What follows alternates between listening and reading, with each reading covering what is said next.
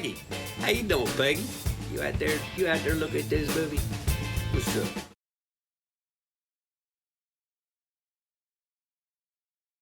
I think musicians around the world can relate.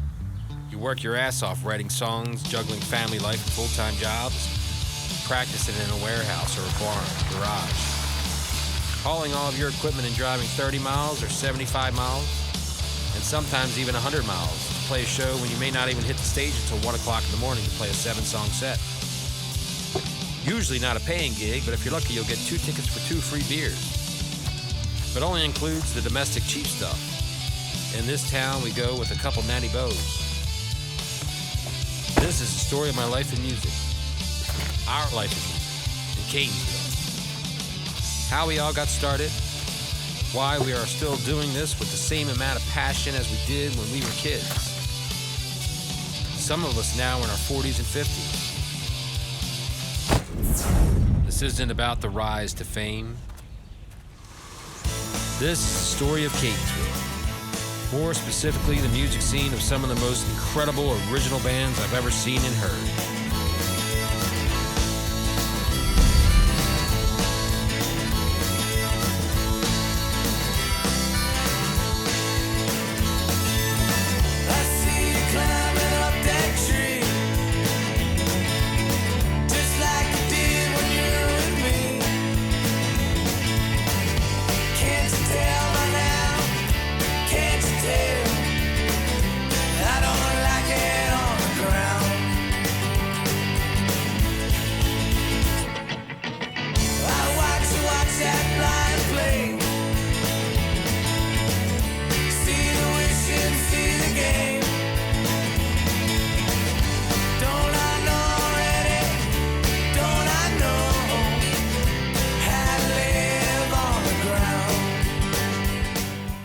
There's a voice of the average musician. We've seen the story of John Lennon. We've seen the story of Mick Jagger. We've seen the story of Joe Strummer. We've seen all of those stories.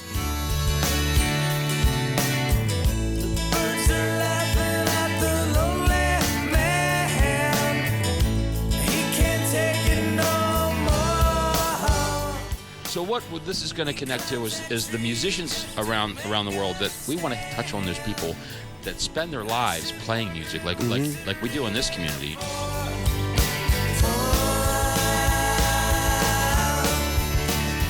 And hearing our story, and what we go through, we have our ups and downs. That's one, it's nice little bit of kismet. Right, you have your mild success stories, and then you have your tragedies. You have.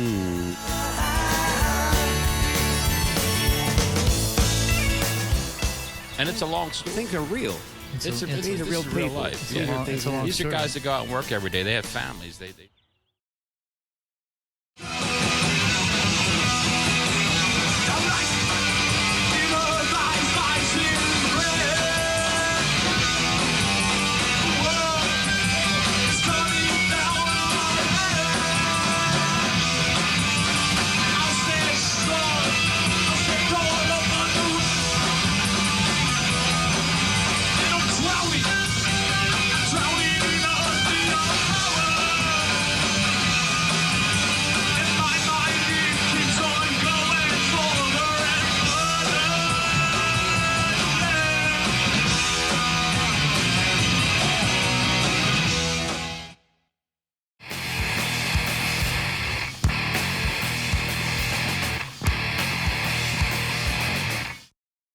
My name is Josh Bolton. I grew up in Elk Ridge, which is right across the Patapsco River from Catonsville.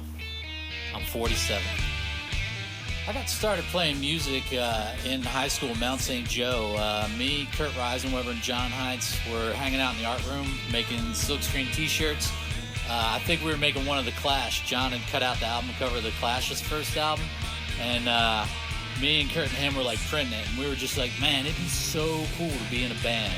And at the time, like Dennis Barth, Ryan Bowen, and those guys, they were in a band called Feedback, and they had Joe Gallagher, and we were like, dude, we could be in a band too.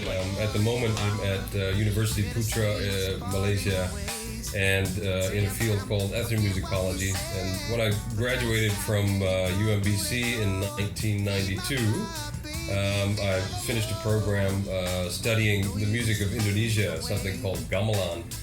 And even during the Mount St. Joe days, and when I was playing, saxophone in Resurrection, I had always had kind of, one hand playing rock and roll and also doing what my father did, which was learning and teaching about music of other cultures. So I had this kind of dual identity, kind of, rocker by night and then going to school, learning this field called ethnomusicology by day.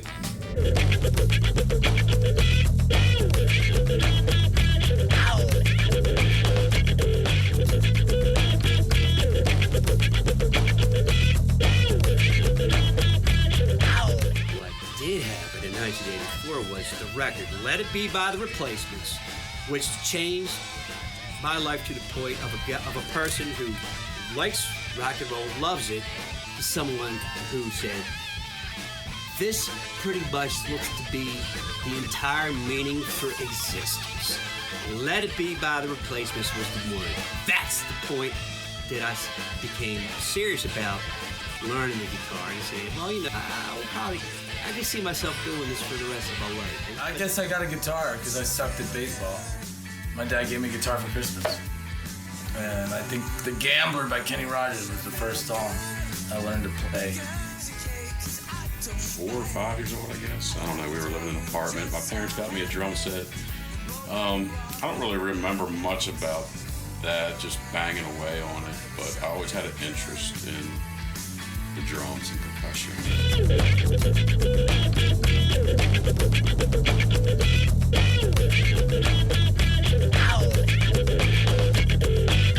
Back when I was like 11 years old, I used to ride BMX bikes.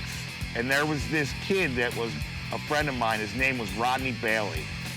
Rodney Bailey, he was a cool cat, man.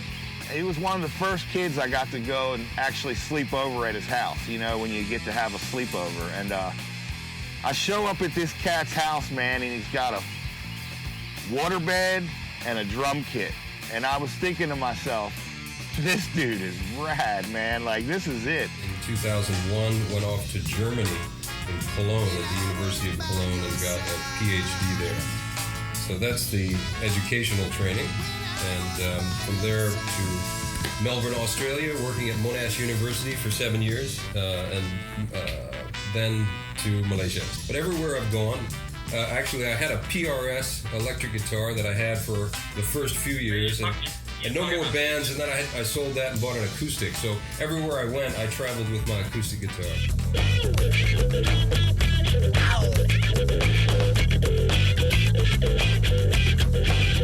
I got started playing music by a guy named Dave Linitude, who I was introduced to when I was in 8th grade.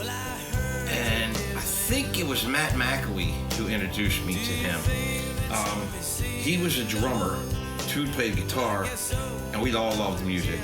And so we formed a band. It was a really shitty band. I used to use the sticks and bang on my bed. I had a Sony Walkman, remember that? Yeah, well, the bed made a good drum. I used to do that to Phil Collins drum solo during In the Air Tonight. Right. You'd always use your bed. But what I did mostly growing up is I played my pillows on my bed, playing along to the Bad Brains and Minor Threat, and as fast as I could play, Slayer and Metallica.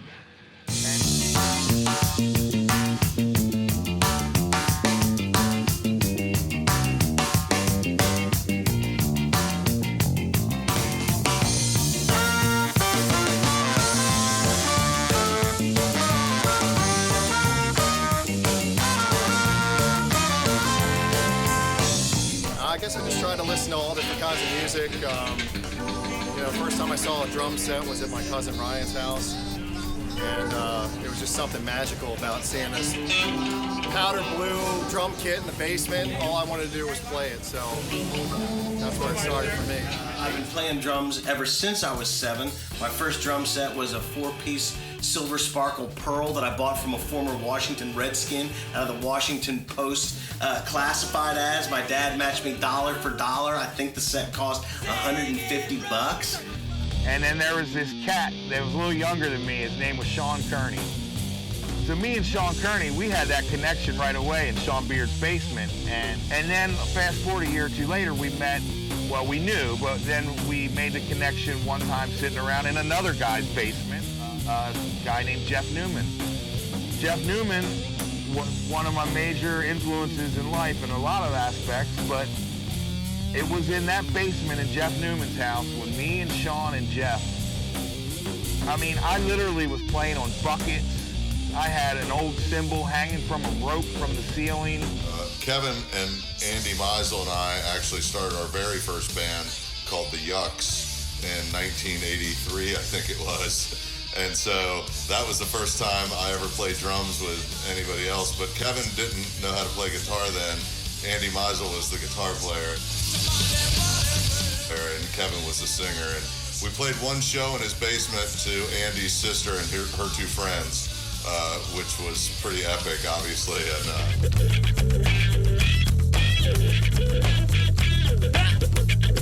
What's the first guitar you played? Bill's guitar. Bill's actually guitar. I don't remember what it's called. I don't know, but he gave Bill's Music House had Bill's Music House. Had a Bill's Music guitar. No, it was his guitar. It was actually Bill's Music House's guitar. I started playing bass because you gotta provide the foundation for other people to fly off of. You know, it's like building a runway.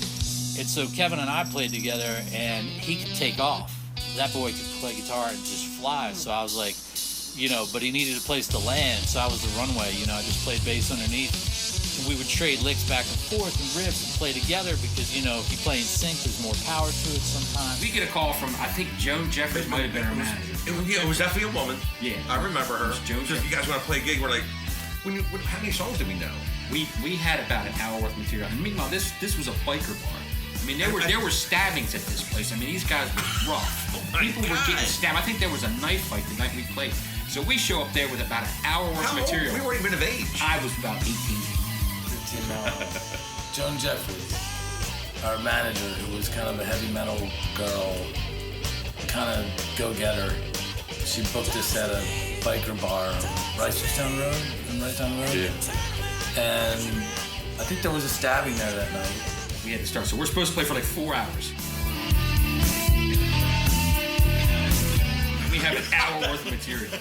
And that hour worth of material was... So we opened with Brown Sugar, and I swear to God, I think we played it like 4 or 5 times. We played several songs multiple times. And Madej was there, and Madej played the sax. And I remember being in St. Joe, we did this first show as feedback, and all I did was like, oh my God, we're gonna do this show. So I would just watch, you know, do all this stuff. And I remember going into school on Monday morning, I think it was, what was his name, Paul German. I heard you tried to be Robert Plant. Did he say? I was like, yeah, I did. I did try to beat Robert Plant. Why wouldn't you try and aim high? I think I did a split. From jazz.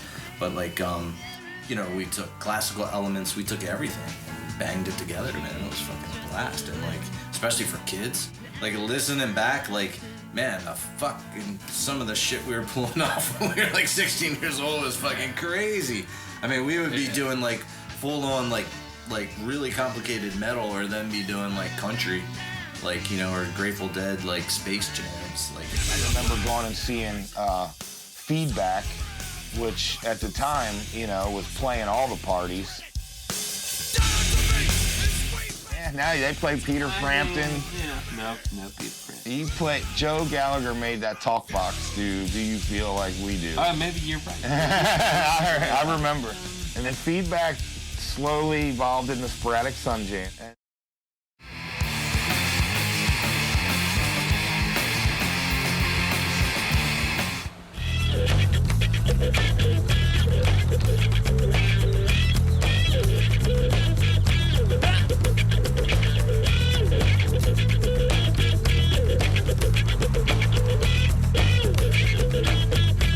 Catonsville for me was very much this cross-section of different peoples. I grew up in Hawaii, in California, in Bloomington, Indiana, and only at the age of about 12, I think I landed in Ellicott City.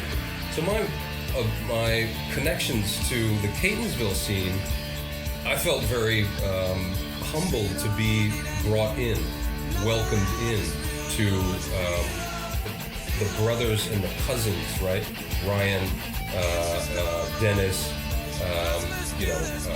Eddie. And all the benefits that come from being around this intellectual cyber center of the country, not to overstate it, but that is one thing where the influences come in cerebrally.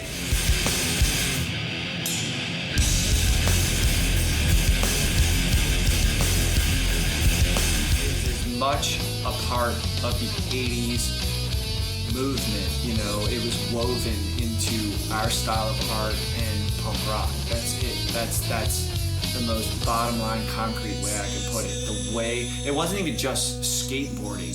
It was old school skateboarding that came out of the early 70s with Stacy Peralta and all that type of stuff in the Dogtown type of feel. Area in which we grow up in has fostered the minds that have come up with this kind of music and that have not been afraid to try new things and explore and expand. And when you see something like the skate parks and snowboarding and the cool shit that's coming in from California or the fashion that's coming down from New York, it all just kind of, it's like the whole United States leans towards DC, Maryland, Baltimore, and all of that influence drains down like in a funnel, and out of it you get this kaleidoscope of music and people that want to interact musically, and it's just been an amazing life and experience to be a part of that. My birth name is James Roland Bradfield IV, but around 1984 there was a Saturday Night Live skit with Dana Carvey, chopping broccoli, and I was at a sleepover at a friend's house, and somehow broccoli turned into cabbage, and Cabbage Patch Head, and I had a big head, and now my name's Cabbage, and I'm 47 years old, and I still have to tell people that my name is Cabbage. Everything is kind of filtered through the music that was in the background of our lives, you know? I have vivid memories of in the back of my mom's station wagon, all the way back when they had a seat that faced out the back, but it was WFBR, Johnny Walker in the morning. But like there's certain songs that when you hear bits and pieces of them wafting through the, you know, the ether that is existence, it throws you back, man. It's vivid. But Catonsville itself is beautiful. It's, you know, it's the suburbs, man. Peggy, how you doing, Peggy? You out there looking at this movie? What's up, man? We had a lot of good times running around. A lot of skateboarding, BMX riding, and slowly we made our way to playing Hey Mister, drinking a six-pack behind 828. That led on to playing music and meeting a lot of cool people. There was a lot of house parties back then, and whoever's parents were out of town that weekend, next thing you know, the phone call went out and there'd be 20, 30 people. That turned into like 80 and 90. That turned into Officer Harvey, our local police officer, coming, and he knew us all by the end of our run there. But Catonsville, growing up there, was really cool. It was a good scene, a lot of friends, and they all turned out as we began to play in bands. They would all come out and support our bands. And we had a really good time growing up. Actually was a great place to grow up. Like when I got in high school, man, like all these guys just had cool records, and there was record and tape traders in Catonsville. So like going in there was like, you know, going to Mecca. Like, I mean, I don't even know. It was like the Library of Congress. They had all this kind of music, and they had a little section of punk records.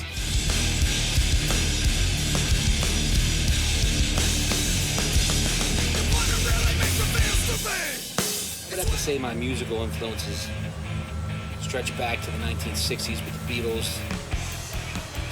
Probably one of my biggest influence of all time, Paul McCartney playing the bass guitar. You'd also have to throw back to the Stones and more of the raw edge there. Talking about the 60s, you also got to talk about the Velvet Underground. People understanding in all forms of music is beautiful. Hip hop, you know, jazz, punk, rock and roll, the hippie shit, the trippy shit, dance shit, everything, bringing it together, which kind of came together like in like Lollapalooza was a way of presenting it. But like Jane's Addiction kind of was you know, a band that helped ushered in the like alternative thing.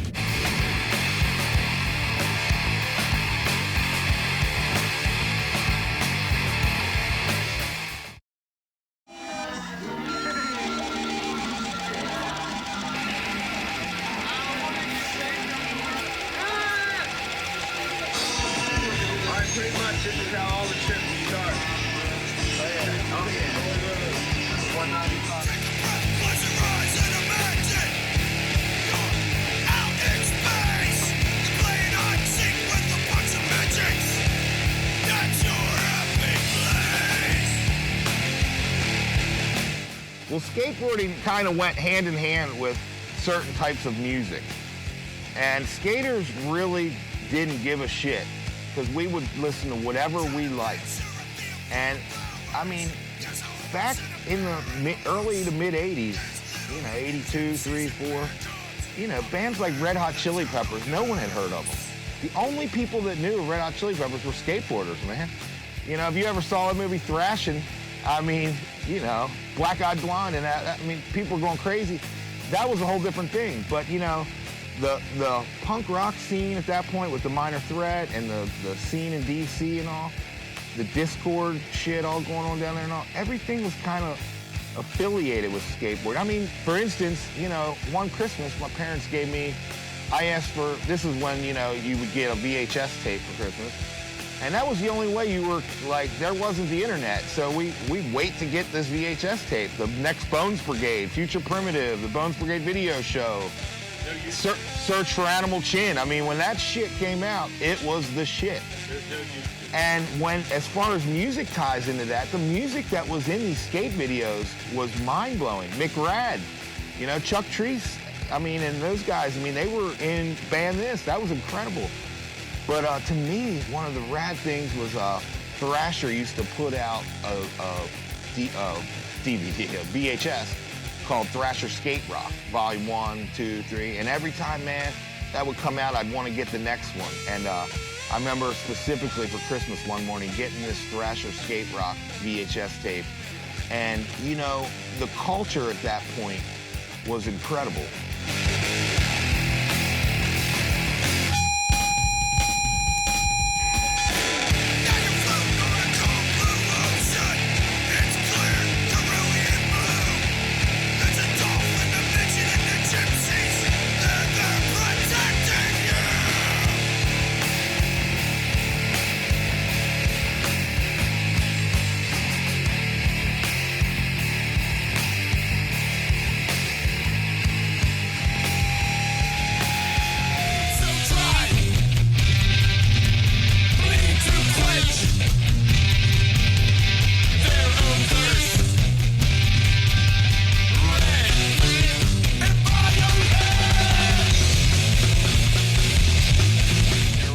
Of ours, Kevin Beebe, Brent Knuckle, Josh Bolton, Kurt Reisenweber had a band called Juice. We were big fans of Juice. We would go to Juice shows. Everyone in Catonsville would go to Juice shows. At that time, I used to hang out and always be around the Juice guys, and I would, whenever I could, you know, jump behind the drum kit in between songs or practice and play the drums, Brent's drums. And by watching Brent, I really picked up a certain style that stuck with me to the day. Brent Knuckle really influenced me as far as a drummer that I personally knew.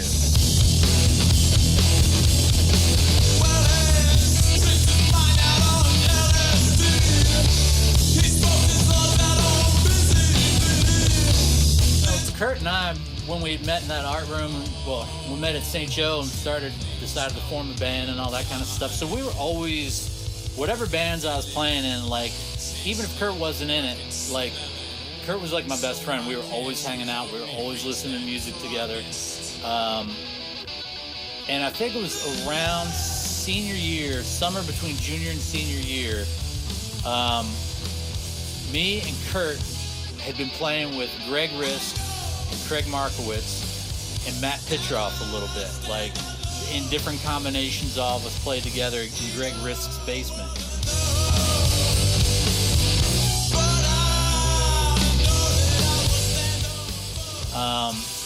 And Kevin too. I mean, by that time, me and Kevin, by 1989, me and Kevin had been playing together for about a year and a half. And we would go over, me and Kevin would just go over to each other's houses, and we would just jam. We'd just play guitar. We'd work riffs off each other, and we just kind of did it to jam, just to like learn how to play together. Like,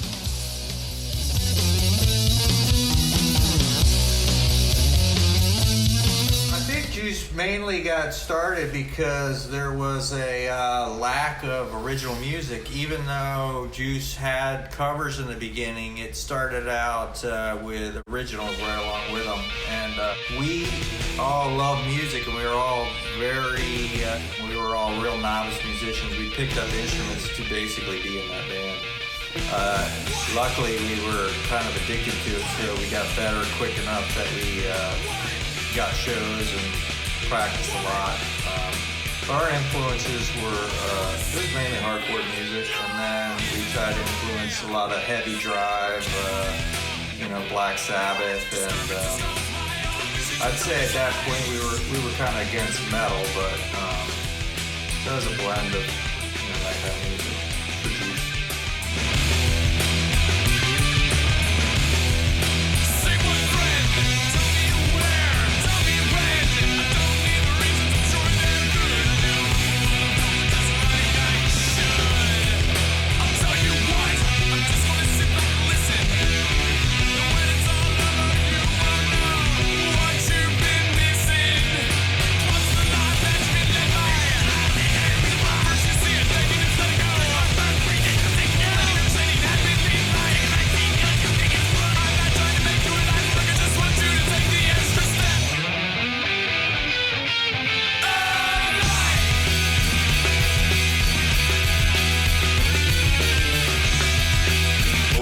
Because when I went into 7th grade band, I was in the drum line, and Kurt Reisenweber was also in the drum line, and he used to always yell at me because I wouldn't hit the notes right. I didn't read the music fast enough, and he'd always push me out of the way, and then he'd take over the snare or whatever.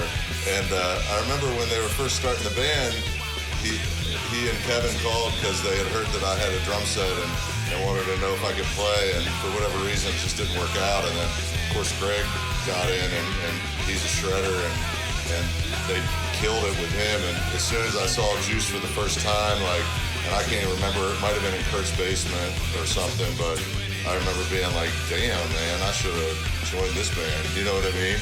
And then as luck would have it, I guess in the summer of '89, or somewhere in there when we were in Ocean City, the boys, they all moved down and Greg did not, so they reached out to me, and Josh and I got in his Volkswagen Fox and drove back to Baltimore and got my drums and drove them back, and we had practice that afternoon, and then we rented a storage shed from there, and that's kind of when I kind of became part of the band. I guess it was around senior year, I guess it was me, Kevin, Matt, Greg Risk, and Kurt were, I guess, the first iteration of Juice, maybe for a couple practices. I think we played one show after we all graduated high school at St. Joe.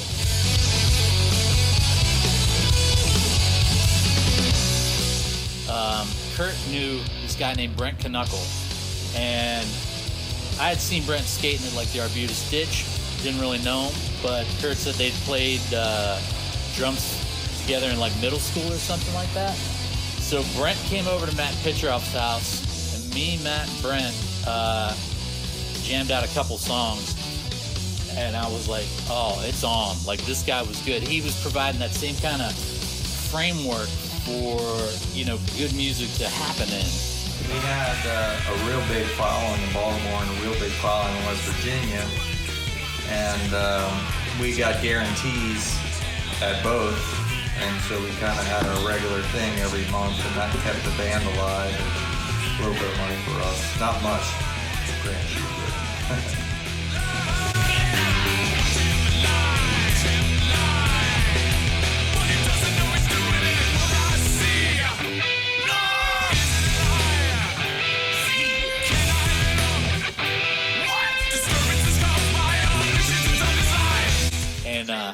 Brent was living on like 28th Street, and he was living with like Kevin Gardy and Dave Ballman and those guys. And me and Kevin and Kurt were living on 7th Street, and we decided we were going to practice in the living room of the house on 7th Street. Brent had his drums, Kevin and me had our guitars and amps, and Kurt was singing, and I think the cops came in about 10 to 15 minutes. I was surprised they let us play that long. But that first practice, we had like 7 people in the living room with us, and there were people coming up out of nowhere onto the porch. And I forget what else we had. Maybe Sacred Cow we were playing at that point. And the guy across the street, Greg Olson, had a storage shed out in Ocean Pines, which is, if you're familiar with Ocean City, if you go across the bridge, you make a right, it's Ocean Pines. Our thing was like a party scene. Like it was you could enjoy the original music and have a great time and really, get into it, but it was more than just that. I mean, it was the whole atmosphere of like friends getting together and partying and having a good time, and I felt like we did a real good job making it more than just a show, always.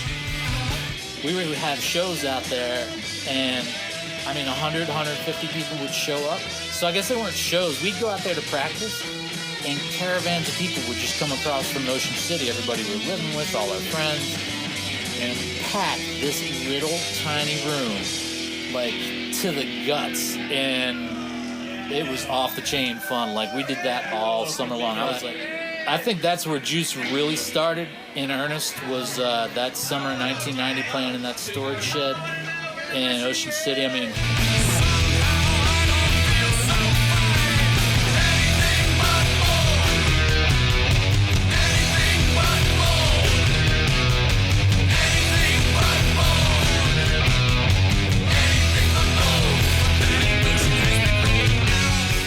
Was a total social scene. To be honest, there was lots of people that would come just for the scene, wouldn't even watch the show. We as we got bigger, there was all types of people coming just to, whether it was to something to do or to see chicks or whatever it was. We did have slamming every time. We did have a pit. Usually when there's a pit and slamming, it's dudes and then dudes on the periphery and everything else. And one of the interesting things is we'd often get girls in the pit.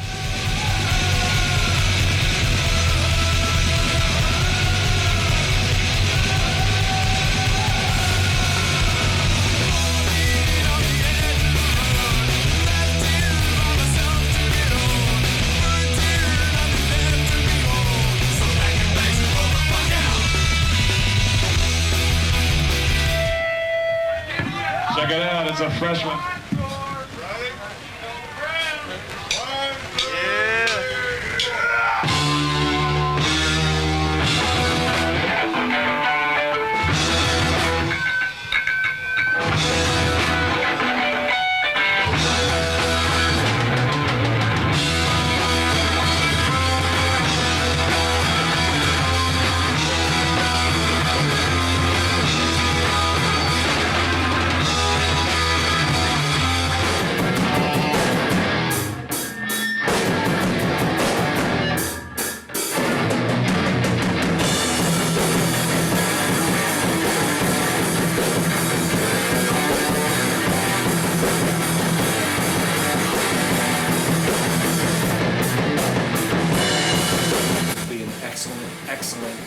Crisp drummer, he rocks out. He's not one of those hard, like, smash it like Cabbage, guys who hits them so that, the snare is ready to die, but he's just an amazing drummer, and I love that. But I knew that Kevin and Josh were holding it down as far as, like, writing new songs and bringing new, amazing, different sounds to this area, and it culminated in knowing that everybody knew that this band was a little different, a little bit more amazing, and we were harder in our music than the mainstream, but that style was very popular at that time, and so people liked to come out and see original music, and people liked to see bands put their heart and soul into their own stuff. And I think that when people would see us play, whether it was in our backyard there or any of the clubs wherever, like you were getting your money's worth. Like we were going like all in, all out to entertain people that were there. And the sound was, I thought, something that people could understand and relate to. And I think that was one of the things that helped us keep people coming. People talked about how fun it was to come see us. And I think that's what kept the following going.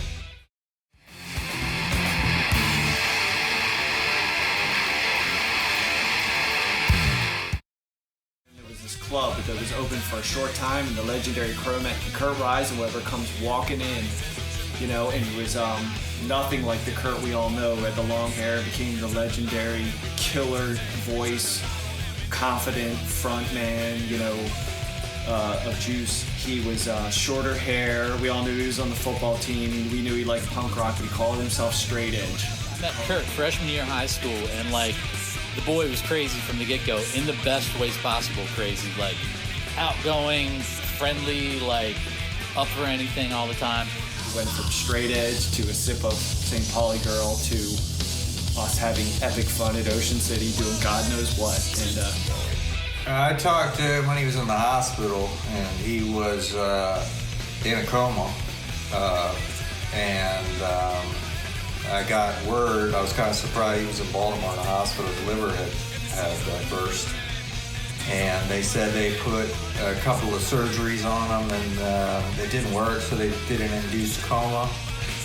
He was working at Dirt Church then, and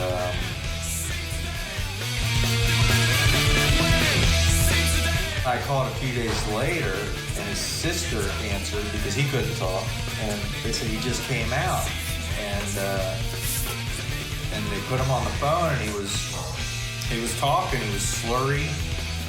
He said he's going to have to go through therapy, learn to talk and walk and all that, and I was like, whoa, and he had been really aloof before that. He wasn't the kind of guy that like had a regular cell phone or anything.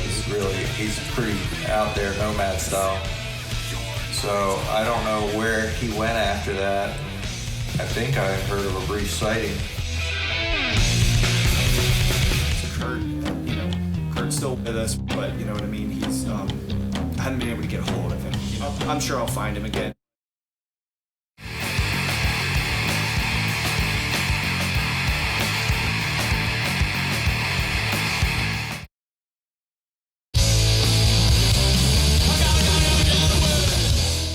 Put a lot of effort into all aspects of it, right? So like when we would get the show, the art that went into the flyer, whether it was Kevin or Josh or Kurt making it, right? And like, you know, there's hundreds and hundreds and hundreds of these flyers, and every one of them is a piece of art, right? So I'm like hanging out with somebody. My sister found an old Juice flyer a couple of weeks ago, and like gave it to me, and I was having a beer with somebody, and it just came up, and I had taken a picture of it on my phone, you know, and this dude was like, I was like, oh, check this out, this is a band I used to be in, and he was like, man, this must have been a huge, and it was like some little like, I think it was like Caton Tavern or something, like it wasn't even like a, you know what I mean, it was just like every event that we did, we tried to make it a huge deal.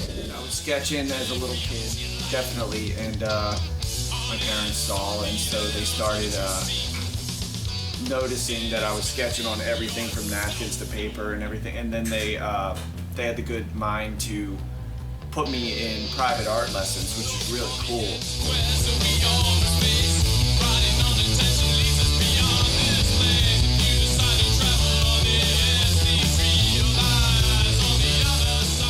The art studio is still in Catonsville. It's called Staub Art Studio, and it was Maria and her husband George, but their mother Cecilia Staub was one of my great influences, just because she was such a great art teacher, and just like a basement art studio. So I went there, and she helped cultivate it, You know, like really, you know, take it away from just, you know, pencil pen stuff that, you know, young kids will do, and then, you know, put a pastel and a charcoal in your hand and teach you how to grab any awesome source material from, you know, a greeting card to your favorite thing that you found. You know, it could be a skateboarder, it could be an awesome, you know, Bob Ross painting with a duck flying in it, and you would just copy that, and I did it, and then my parents were just amazing. I'm sure as yours were too. And with, you know, I bring home a pastel and some, you know, and some newsprint and frame it. You know, give it to my grandparents so I'd see it all the time. And that just, those type of things are awesome building blocks to get your art career going. And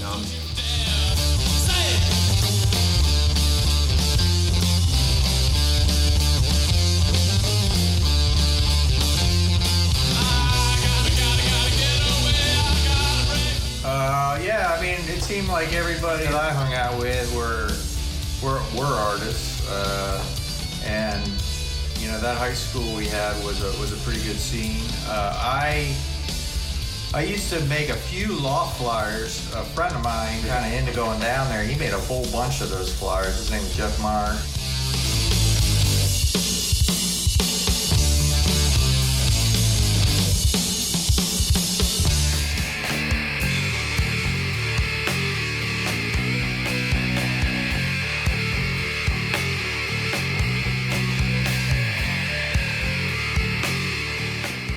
it definitely culminated into massive influence from friends.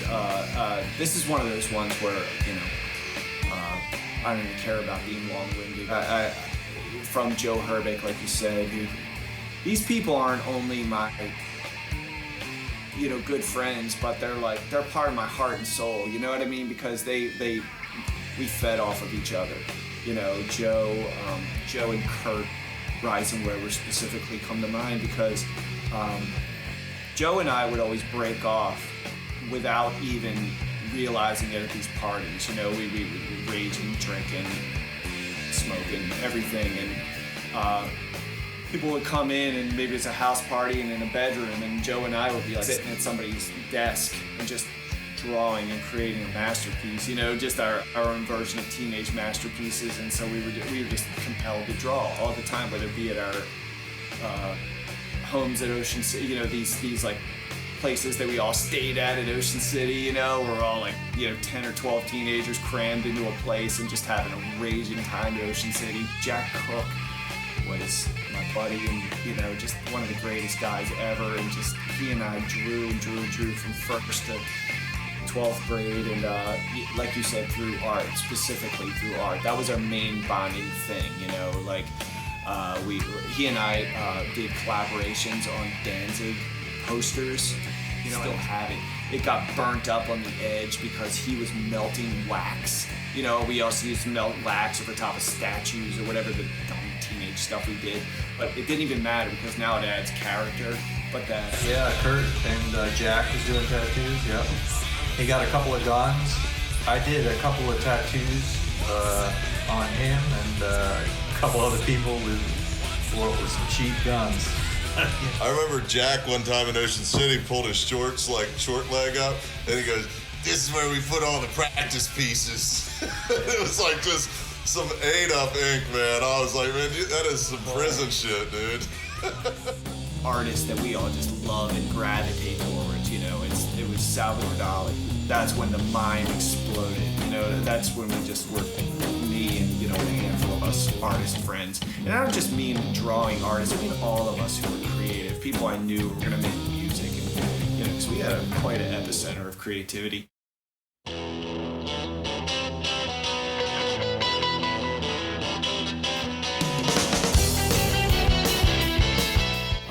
In St. Joe, we were really lucky, in St. Mark and St. Joe, and we were really lucky to be around, to find one another. That includes you, that includes Derek, whoever, you know, and, but it was Dolly. And then as I progressed on and found my own artists, we found Robert Williams and these people that were called, it's a whole movement, him, these other artists, Mark Ryden, all these people who, he started a magazine, Robert Williams started a magazine called Juxtapose, and it was all these type of artists. And basically it's like a surrealistic but hyper real fantasy type of thing. And of course that feeds right into who I am and how I create art. And even now, like I do both very realistic photographs and things like that on a large scale canvases, but at the same time I still do, like, I always have one of those peppered in between everything, because that's just how my drawing and painting style culminates. And that's where I think that my whole showing in galleries career and everything like that is really, that'll be the hyper focus of it. Fall asleep in the nearest dawn. You can find the yellow that you're seeing is no dream.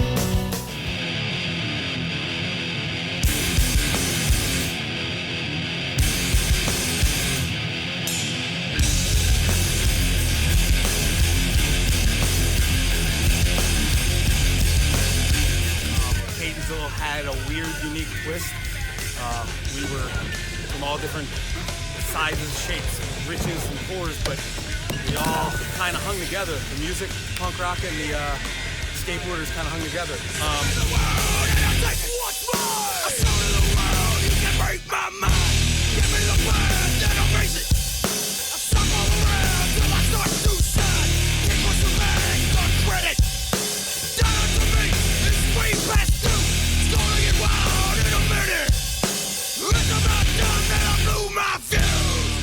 I started from my older brother, obviously.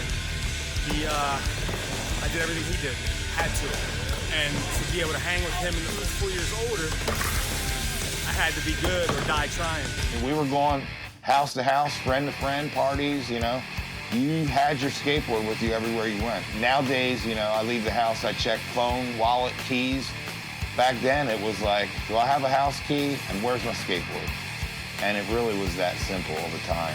Skate all the places in Catonsville, Jay Montgomery's, Todd Chambers, Steve Leach's old quarter pipe on Bloomsbury, I believe it was, or Ingleside. Spent hours and hours there. The skateboard scene, it wasn't like it was today. It was real hard. We'd have to travel hours to get to any ramp, or try to, I guess, get up enough money for one of us to build a ramp. We'd all pitch in. And then wherever there's a ramp, usually there's enough people that like to listen to music, and maybe we'd have a show at a ramp. There was only a few big ramps, like Chesapeake ramps, that would have full-fledged shows. Going to see them once in a while and seeing these guys, all of a sudden they're ageless. They're absolutely ageless, doing skateboard runs like they're 18 years old. It just, I can't even, he's probably gonna say I'm kissing ass or something, but I love you, Derek. But I marvel at it. I mean, he probably marvels at our talents too. You know, you playing bass and guitar and drawing and painting and all that type of stuff. So just making a point that the respect is mutual by far. That game was probably a big one. You always had a boombox. You always had like a handful of cassettes, and like on our ramp, it was GBH Charged, Circle Jerks While in the Streets, Minor Threat, the first tape. And Cabbage does blast the airs, and he went on tour all over the world. You know what I mean? But then he found a real niche. And even when I was away, when I was in college, I still knew that he was traveling around the world. He hit a hardcore niche with the longboarding. He could grab those, he graduated to the longboard and got sponsored. God knows he probably had several sponsors. Was getting taken to Japan and everywhere else, and just having the time of his life. So just killing it. You know what I mean?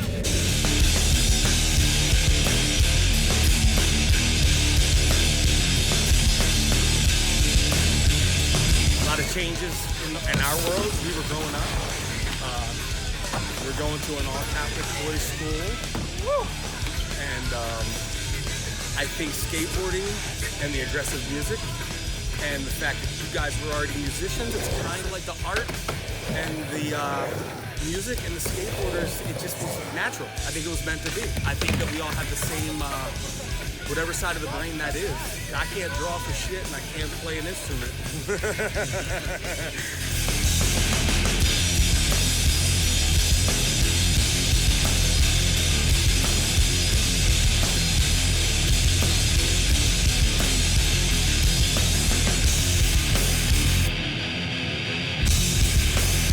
Man, just like I love the way they're so good at what they do, but just couldn't be bigger. And best friends who grew up one block from one another in Irvington, right by St. Joe, couldn't wait to move their parents out of there when we years later, you know what I mean? But just like some of my favorite guys, man.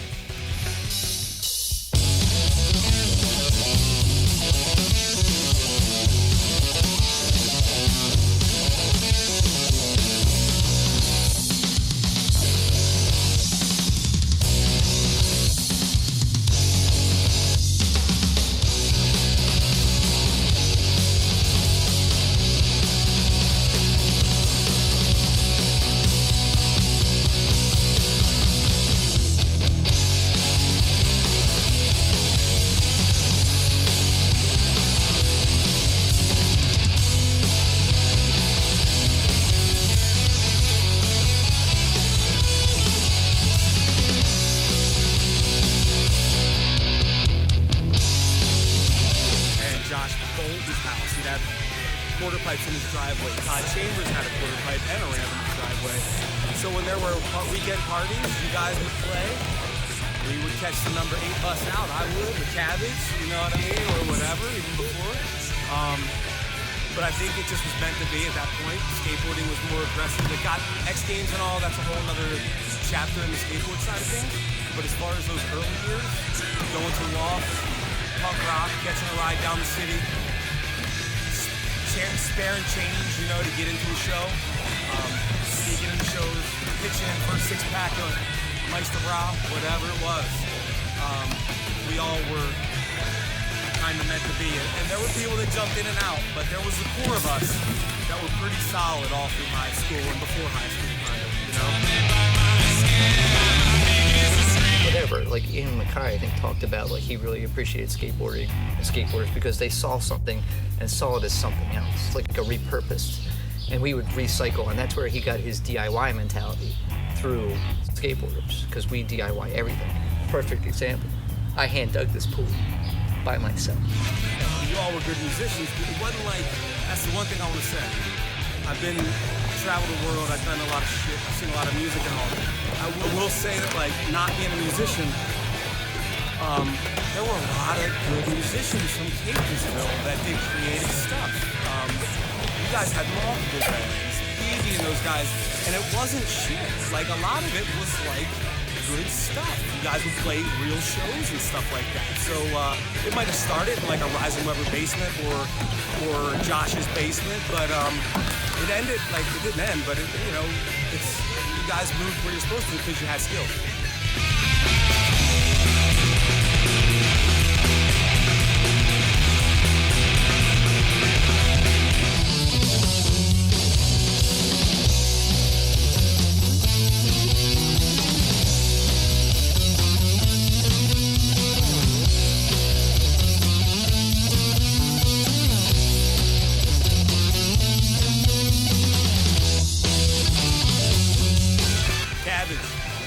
Brother to me. He's not even my boy. He's like my little big brother kind of thing. You know what I mean?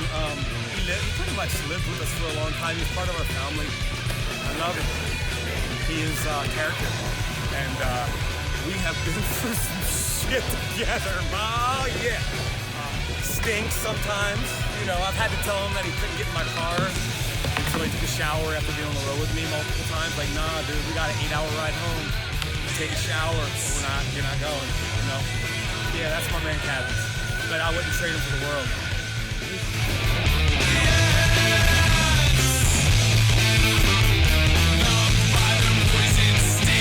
Over there, I'm gonna do a switch front side finger fit boneless. Boneless. I'm gonna blow it out. It's gonna be boneless. Front side switch, finger fit boneless. Over there.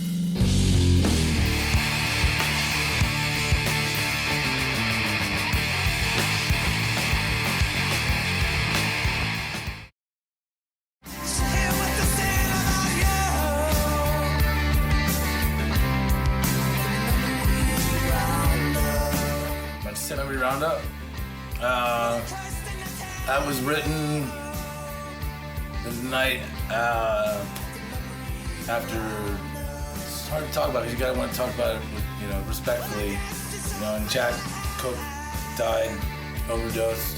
You know, and it was a really tough thing for everybody, of course, but especially his close friends, who I love and respect and wanted to write a song after the night we had gone, I guess, to the wake. It was brand new to me to have that kind of flow. So Jack was my first hard flow of that intense sadness, because even though you have close love, family members that have passed, when you make these close friends, it's on a different, deeper level. It was so heart-wrenching. I got in a car accident on the way home on Rolling Road.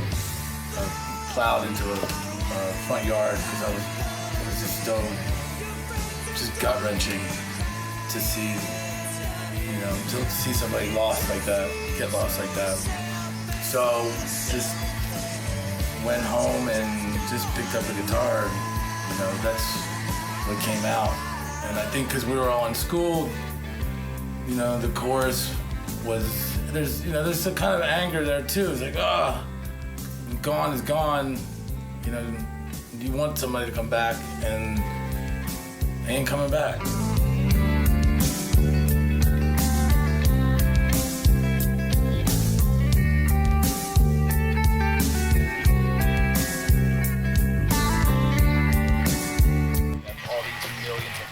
Conversations and relating to this person that's almost just like you, and you're cut, as Brent Knuckle would always say, you're cut from the same cloth.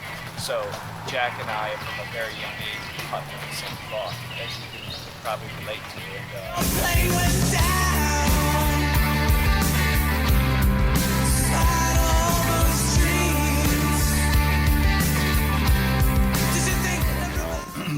Back during that time, I didn't know anybody that had passed that was our age, so that it made it harder being just out of high school. And you guys were all closer to it because you guys all went to grade school and up, and I was kind of the Carroll County country boy that just got sent to the high school, so I hadn't gotten to know him too well, but he had energy that was, you didn't have to know him to be around him. It's like, holy crap.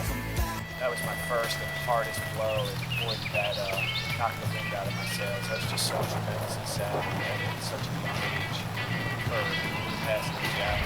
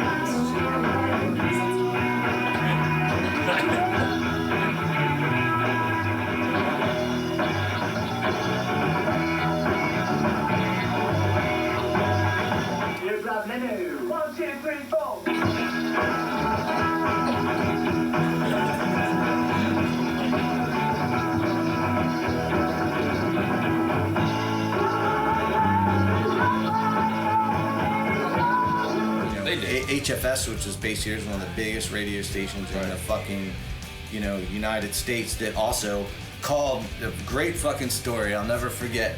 I got a brand new stereo, and Paul was over at the house. I think we were coming to band practice. We were doing something, and we had done warehouse tapes, and we had sent it to HFS. Right. Get on the phone with Catherine, and she's like, "Hey, I got your tape," and I couldn't believe we had sent her a candy bar or something. Somewhere we tried all kinds of weird shit. So got on the phone with Catherine Lyon, and she's like, "Hey, I got your tape," and she's like, "I don't really I don't do this too often." And she's like, "And I really don't find things that impress me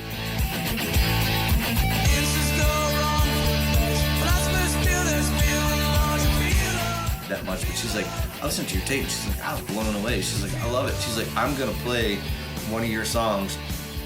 She's like, "I'm gonna play The Invite." And she's like, "It's coming up in the next," she's like, "Radio Time's a little funny, but she's like, "It's gonna be in the next few minutes." You know, so if you can get by the stereo, if you want to hear it or whatever. And I recorded it somewhere on that new stereo, yeah. So the fucking best part of it was back to back with B-52's Rock Lobster. So it was the Invite and Rock Lobster. And she was like, and then after she announced it, you know, it was like local band, you know, some Baltimore boys doing good, you know, sporadic Sun Jam, and then where she played the B-52's Rock Lobster. I was like, man, that's cool. That was the first time I'll never forget that. First time I ever got played on the radio. Not.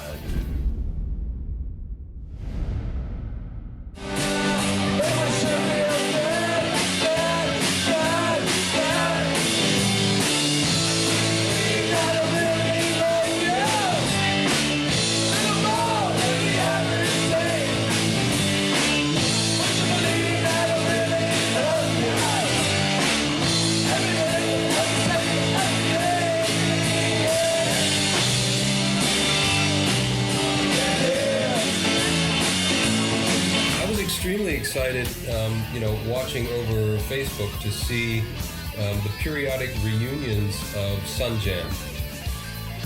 And I'll focus on that for a moment, because I think everyone in Catonsville who was in the scene during the 1990s, late 80s and 90s, everyone has a feeling very proud of Catonsville and that band.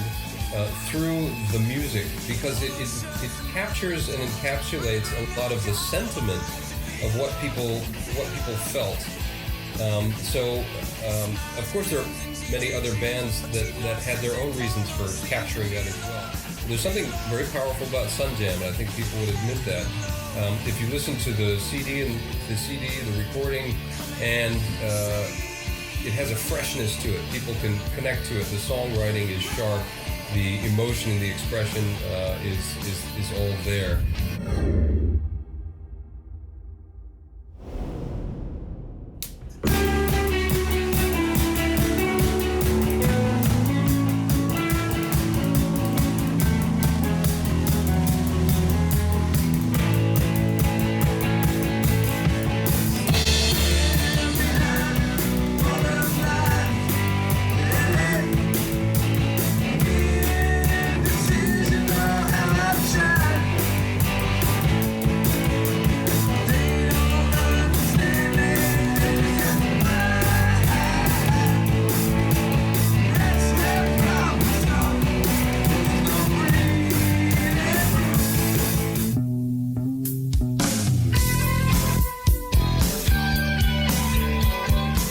Sun Jam. Before that, we were doing all covers. They started writing their own stuff. I started writing their own stuff, and it was really, really good. I enjoy that the most out of anything. Even still playing today is being creative and actually looking back and say, you know, I played a part, even though it's just the drums, I played a part in creating that, and it's good. It's a good accomplishment, and not only that, but I mean, Sun Jam songs are, to me, really, really good. I mean, they stand the test of time. They still hold up today. But it's just, it's.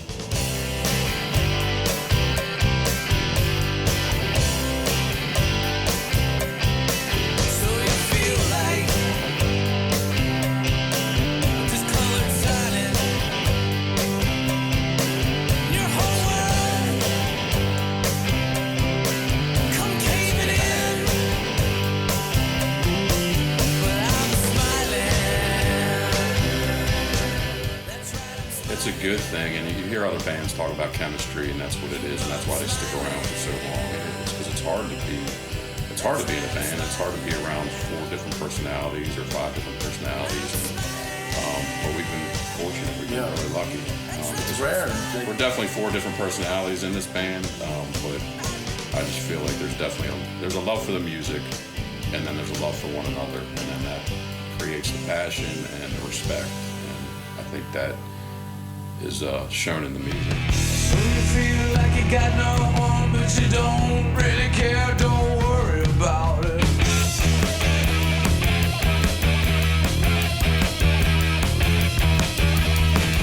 New York City will take you in, let you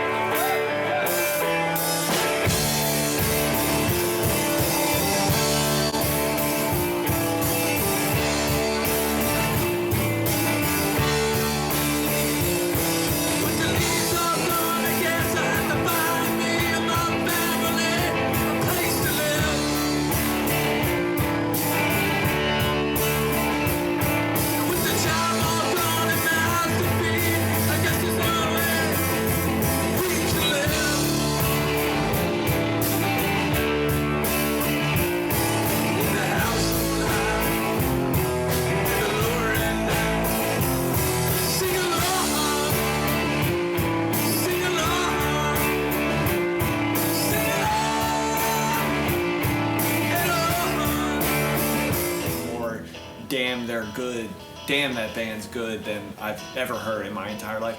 You guys, I mean, I'm not getting into a comparison with Juice, but you guys got a shitload of like every age of person who was just like, damn man, this is my band. There's a ton of originals, but then you could, you know what I mean, you dazzle people with amazing covers as well, you know what I mean, and not easy ones either. It was like, you know, Stones, you know, real good ones like Sympathy for the Devil and stuff like that. Stuff that would just fucking rock people's worlds. When Feedback broke up, and that sucked, you know, it was kind of like out in the, you know, in some sort of wilderness, you know, of your musical soul. And I think not being there when that, and coming back to that ground with original songs is where it's like, okay, no, we weren't just a cover band. We're a band that, you know, has its own things to say, has its own music to play. And we just started to do it. And the cover songs went to the wake, and eventually could pepper them through as, you know, part of it being fun. But people, I think, also saw us not as a cover band anymore, but as who we were as a band. And that was important. The audience didn't want to just see us do, you know, Scorpions.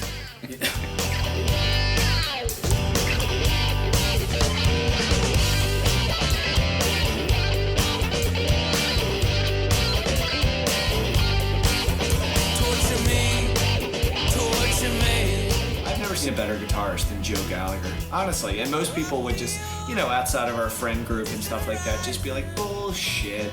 And you know what I mean?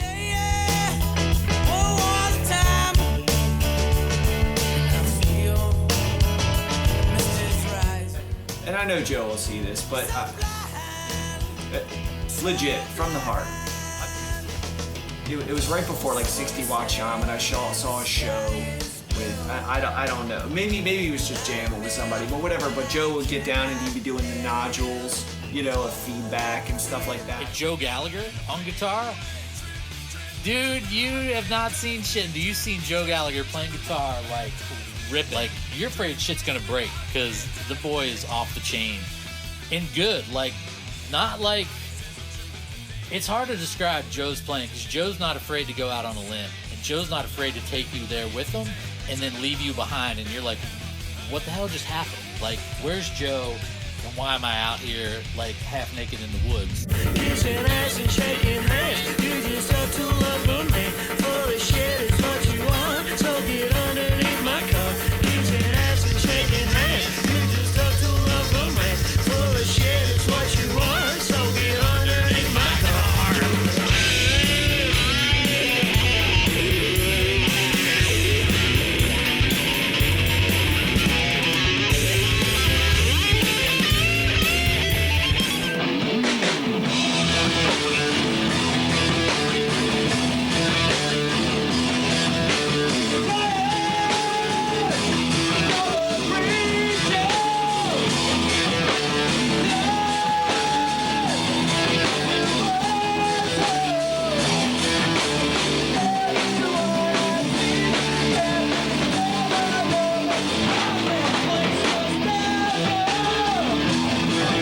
That's a certain amount of fun. And that would be me, Dennis, Joe, and Port.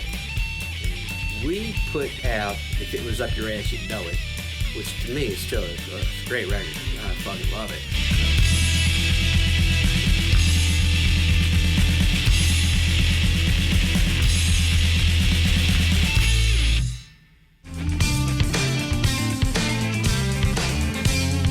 Take a little picture 'cause feeling over and I can't figure out to try. Anything to get a little something going, yeah, it's true, and I'm just wondering why.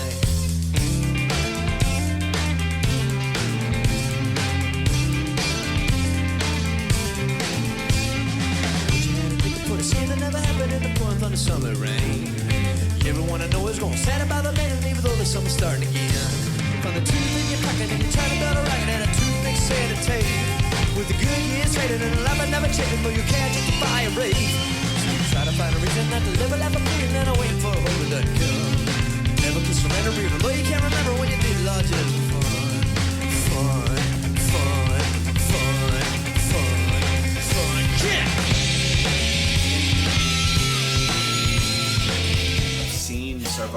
bunch of times, but I just enjoyed the fucking raging jam. Well, not even always raging. Like sometimes you guys would go into like a hard version of country or whatever. So I guess I like that.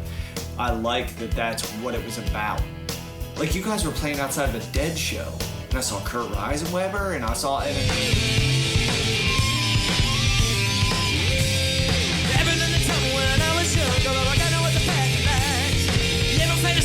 Chasing laughter is a couple in the front of my eyes. Every afternoon in my candy tone, yeah, baby, everybody's turning the cars. Everybody's out to the reality check, and the face of rocket man applies. Like tunes in your pocket, and you try to build a rocket out of two face and a soul. With the good years later, and the love never changing, and the good figure hanging on the road. So you tell about the reason that the level of a pain, and I wait about a hope it doesn't come. Never get surrendering, but you can't remember when you did it all just for fun.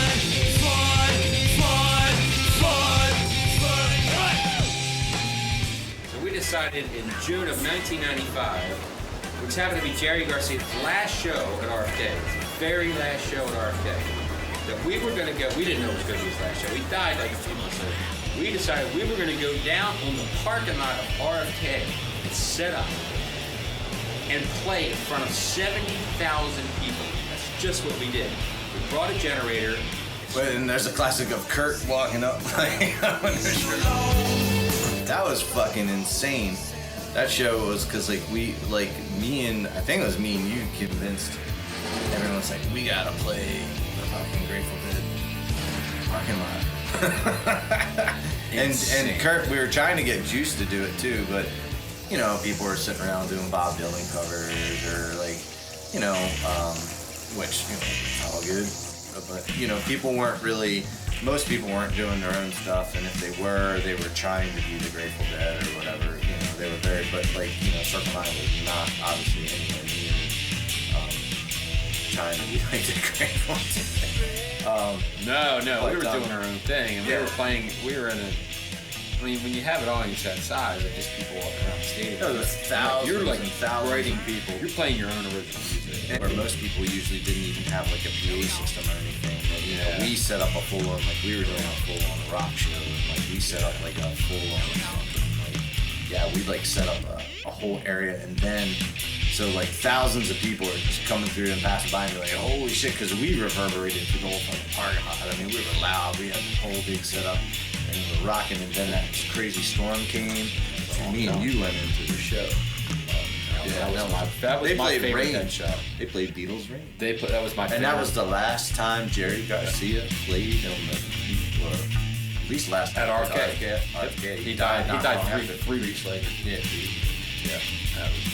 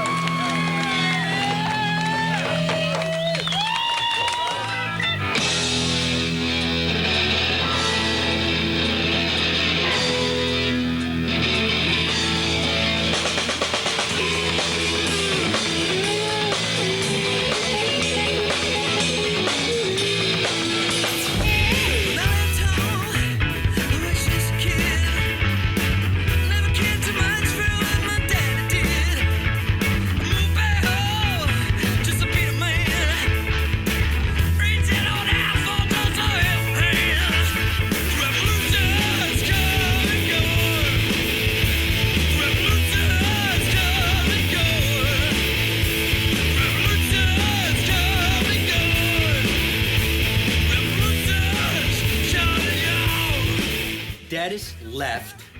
We brought in Lutz. I quit drinking right after we did War Between the States, which was our third record. We did Utah Street in there too.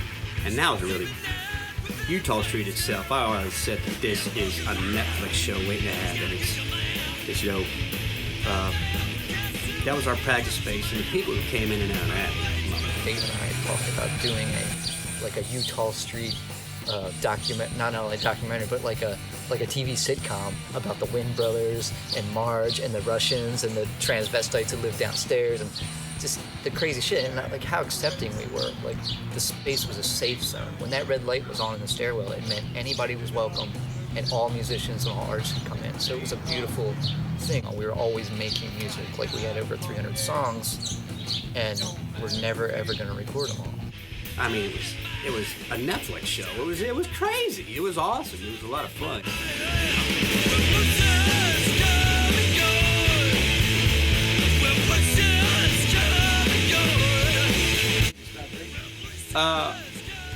Well, it was. I never had a reason. It's just not good for you. It clouds your judgment, and it was kind of all towards more of a larger thing of just being a more healthy person. More healthier physically and mentally. It's like drinking is.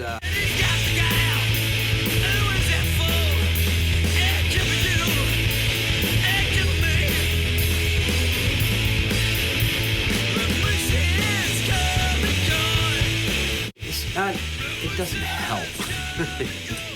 It doesn't help with the creative pursuits that I'm into. You know what I mean?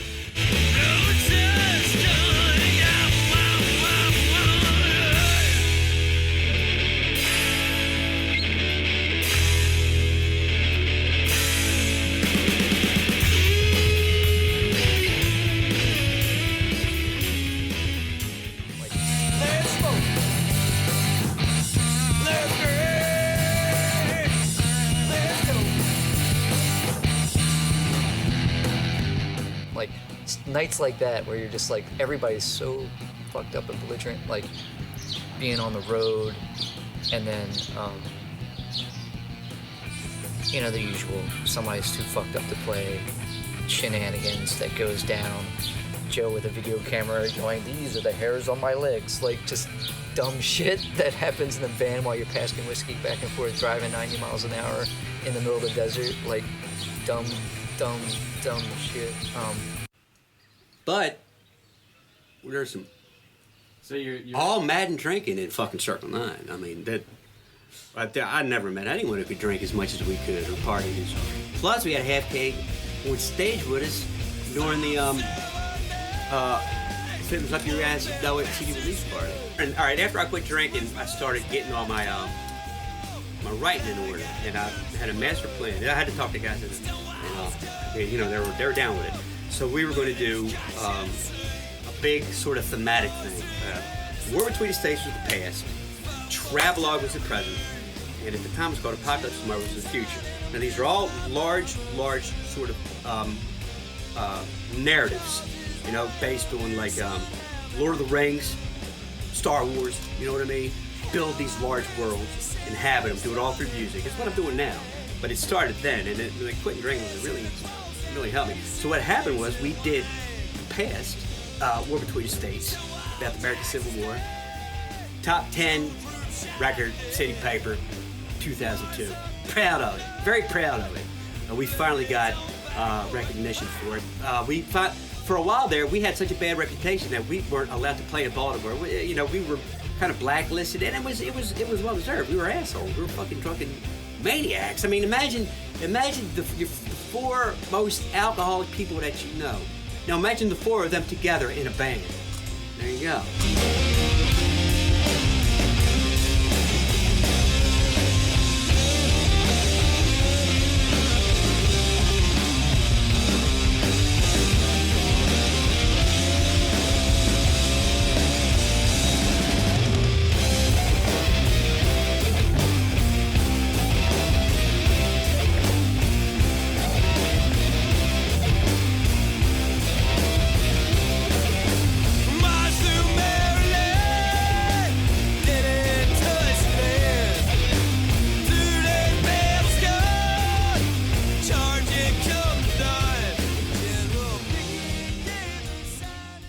So many spin-offs and culminations of it with bands that Dave's been in that I know the fiber and the essence of Circle 9, and I love it. And I listen to it online, and I have some of your old CDs, but I just listen to it, and it's part of my loving it Catonsville background while I paint. And then we did the past, and then we're going to do the present, travelogue, right? So we're doing that 3 acts. This is a trilogy. We did Travelogue Act 1. Now this is we started this in 2003. Travelogue Act 1 came out in 2005, and it's hard and it's ambitious, and pretty much it always felt like, well, I mean, at the time, you know, we were together so much. It's just time to take a break. You know, there's no reason. There was no like, oh, this is it. This is over. It kind of just, as the way with things, it's kind of just, we just leave this for a little bit.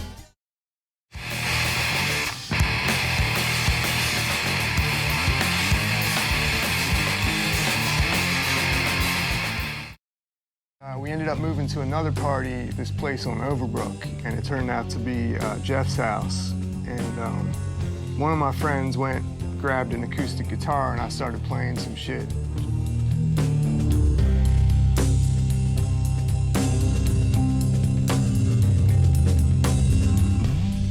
Some of my original riffs and stuff.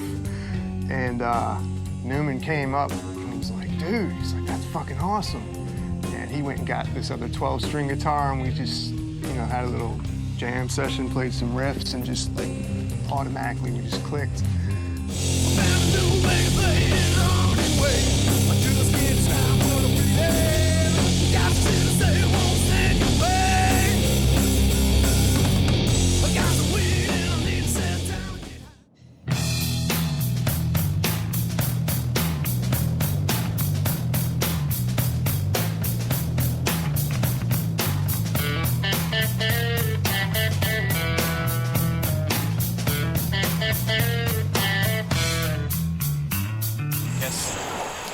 Foundation.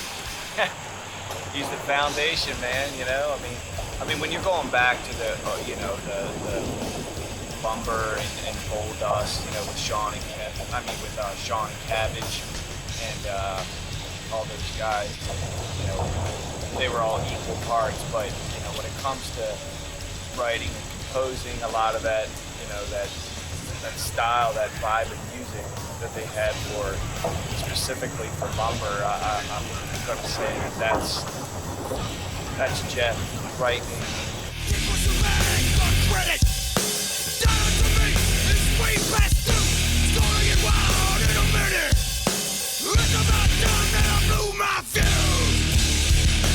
Jeff was awesome, man. He was definitely one of the best people I ever knew.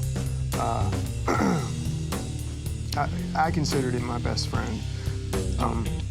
And he was just real cool, man. He had a real cool outlook on life. Bowl Dust was Cabbage's bedroom.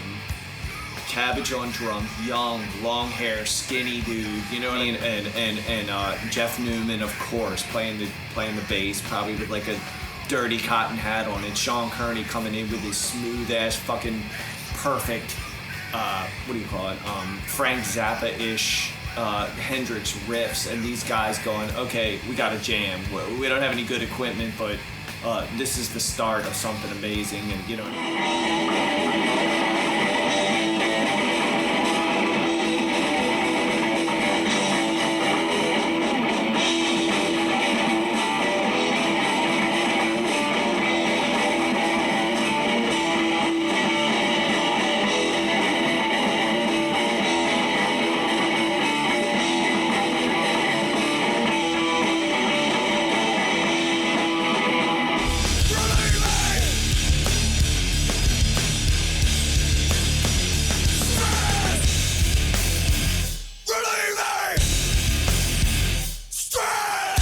Now, I mean, I don't want to get off on a tangent here. The first time I heard Lumber, I did think there was somebody else better than us, because I was like, dude, Lumber was off the chain.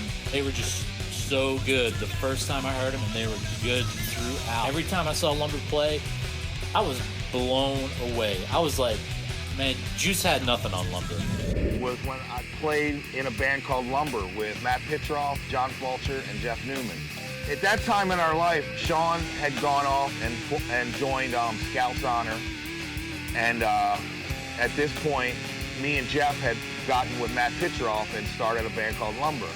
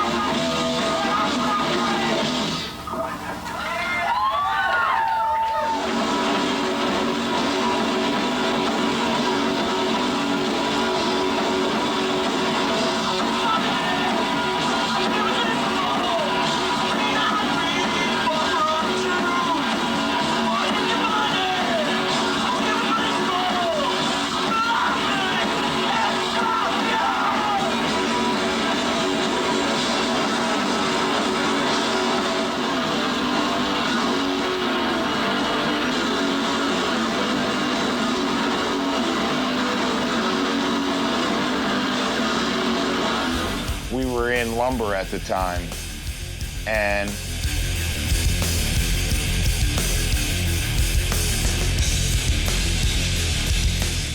this went on to be one of our hit songs that was played on jukeboxes all over Baltimore. But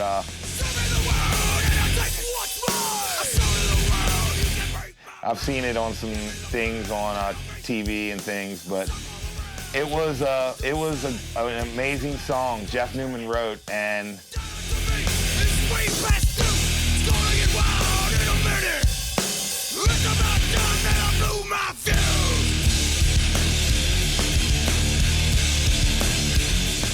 this year, 2018, Stress turns 25, and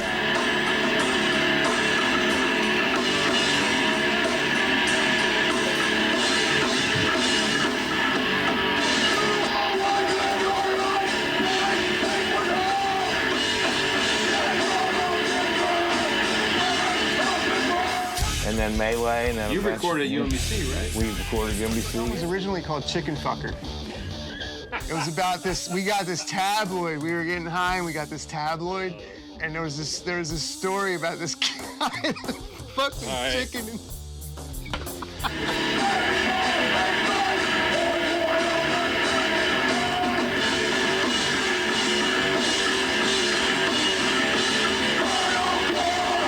And Cabbage did not want his child to hear the lyrics that Jeff had originally written. So Jeff wrote about unicorns and midgets and playing hide and seek with midgets and turtle gooses and that shit.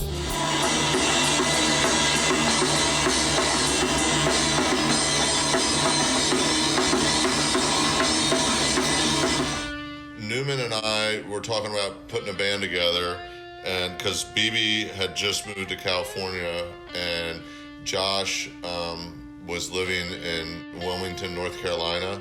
It became me on drums, Newman on bass, and Steve Rubin on guitar. And we actually were at this kid's senior project at UMBC. So we would go up to the recording studio at UMBC, and his project was our record. And so he recorded us, and we made 4 copies of it. And that's as many as that are on the market right now today. This goes out to fucking Greg Ketterman, because he likes this song. And he taped all that shit in fucking California, all that shit coming over just to see our shit. That's fucking awesome. I was serious, man. Thanks to everyone for coming out.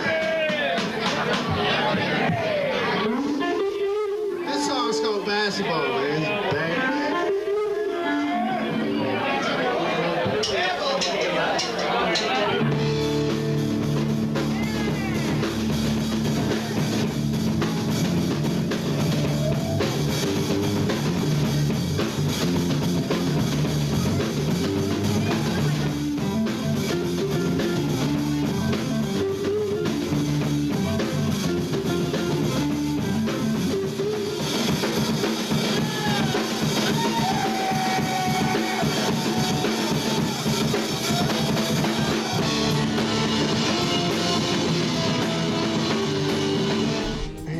Genius, dude. He was a genius musician and songwriter. So me and Jeff started hanging out playing music together. This dude was like classic. Like Jeff would do shit on guitar that was like he had style, but he had like the technical expertise like nobody's business, and he understood music like on a different plane than everybody else. I mean, Jeff was probably the best musician in Catonsville, I would say. Like, Ian was the best artist I know, like, hands down. Jeff is the best musician because he could do anything. He could play drums, he could play bass, he could play guitar, he could sing, he could write songs. I mean, he used to sing. Jeff Newman was an amazing guy, and he meant the world to me, and for a long time, he was my best friend. We did everything together. I've been in 3 bands with Jeff, and I will miss him every day of my life, and I definitely, think about his family all the time.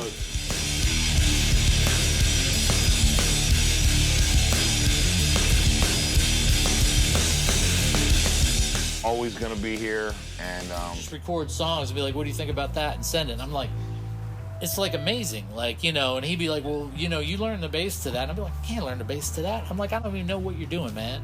Like, you know, like, it was so good. Like, I'm still trying to figure out what he was doing. And yeah, it was, I mean, yeah, it was a shame losing Jeff. Like, you know, he had more potential and talent than anybody I knew. Just immediately, like, cut right in hard into a huge piece of who I am, too. It's the best way I can describe it. No matter, like, whether Jeff and I got far away from each other when I had kids and family and he was doing his thing, that's probably one of the hardest blows I've ever had, you know, easily the same as the closest family member. Somebody telling me that one of my closest family members had passed. I've never had the wind knocked out of my sails harder, ever, than when my best friend, Jeff Newman, left this realm. I don't know. It's always going to break me down to the fucking ground every time I hear about it, think about it. I don't know, man. It took a part of who I am, and I miss him. The next day after we got home, I think it was, I heard the news, so I just, you know,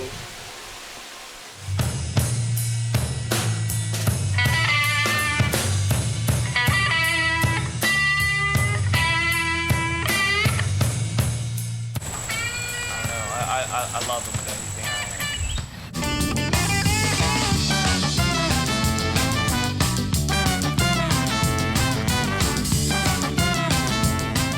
We're getting ready to leave Catonsville.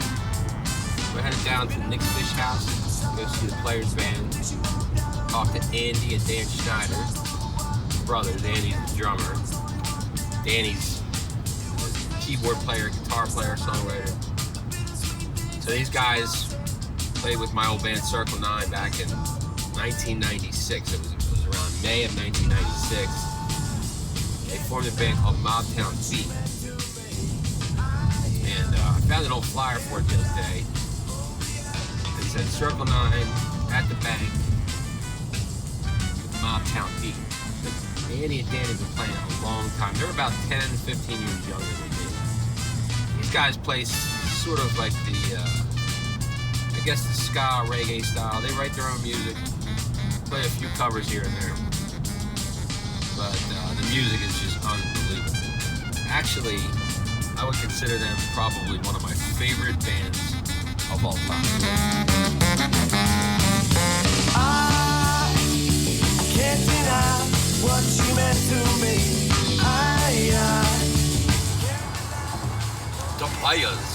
The Players Band. Yo, what's up, player?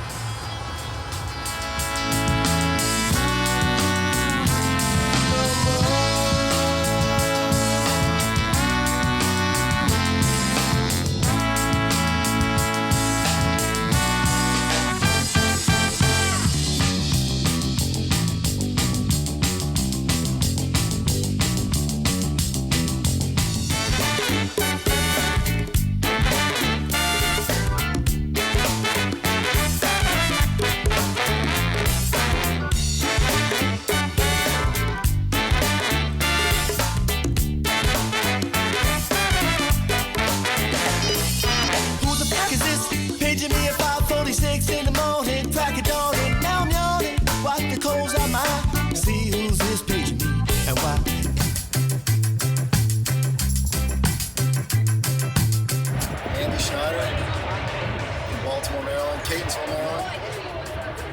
Maryland, 14 September. Daniel Schneider, Catonsville, Maryland, 36.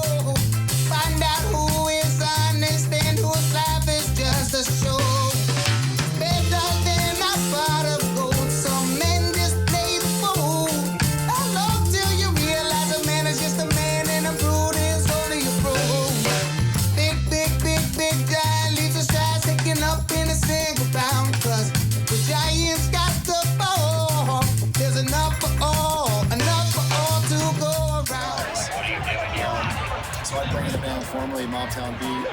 Dan played in a couple bands before joining up with the Players band. That's not the same Mobtown Beat that played with Circle 9 at the Bank in 1996 in May. For sure, yeah. Circle 9 at the Bank, downtown Baltimore. We opened up for the charity Pap and Daddy's there.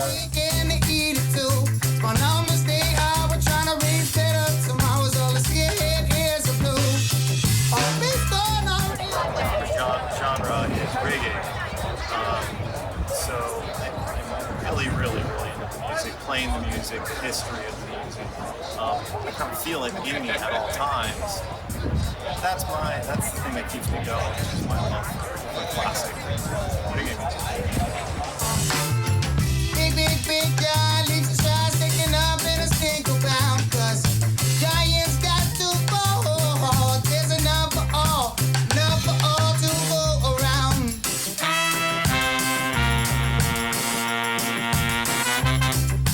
Watch it.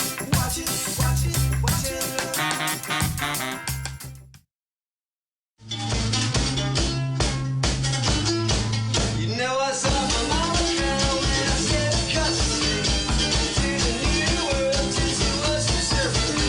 I never ever see the Irish countryside.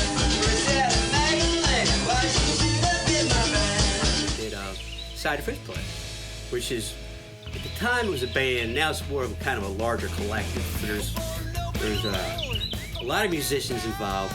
Basically, the main guy with me is Brian. But before, I'd be remiss if I didn't mention Brendan Tobin and Ryan Bowen in the Product. We did an album called The Product, as Society Fridge Players. A lot of stuff that I was doing in my acoustic thing. We started as an acoustic band, but then we electric. Guitar solos. So Let's smoke some reefer. Have a little party. Let it roll for a good time. They'll never come back again. Let's smoke some reefer. Have a little party. Let it roll for a good time. They'll never come back again. And your life is running a fight with your girlfriend. Oh, I can't see. Break down.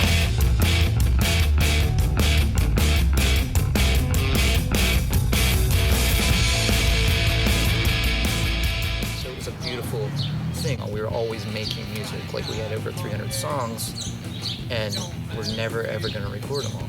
So that's kind of like what the Society of French Players has moved into, recording all the songs. How many 85 songs is 13 albums. Lights is in a different opera called Travelogue. And I was like, I'll tell you what, you help me do the big opera, and then, we'll do Travelogue. So Brian's like, okay. So, 2.5 years later, we started working on Travelogue. So big opera is basically trying to be, we were trying to do like Lord of the Rings or Song of Ice and Fire, but with songs. You know what I mean?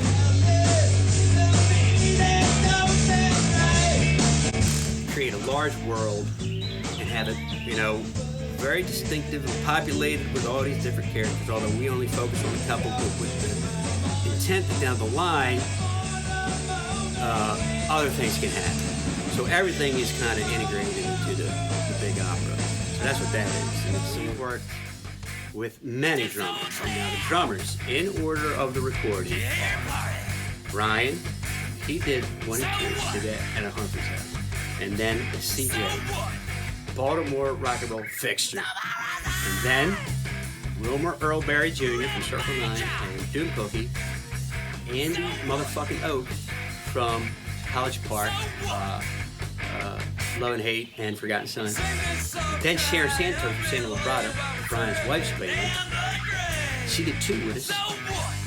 So that was my reasoning to doing this, only to record the Travelogue. So I was like, I don't know how long this is going to take. So I have a home studio, so we recorded everything in my house. An act is just an album. So we wrote Act 13 for Andy, Act 13. And now, Travelogue is me Brian, and Andy. 3 of us doing travel logs.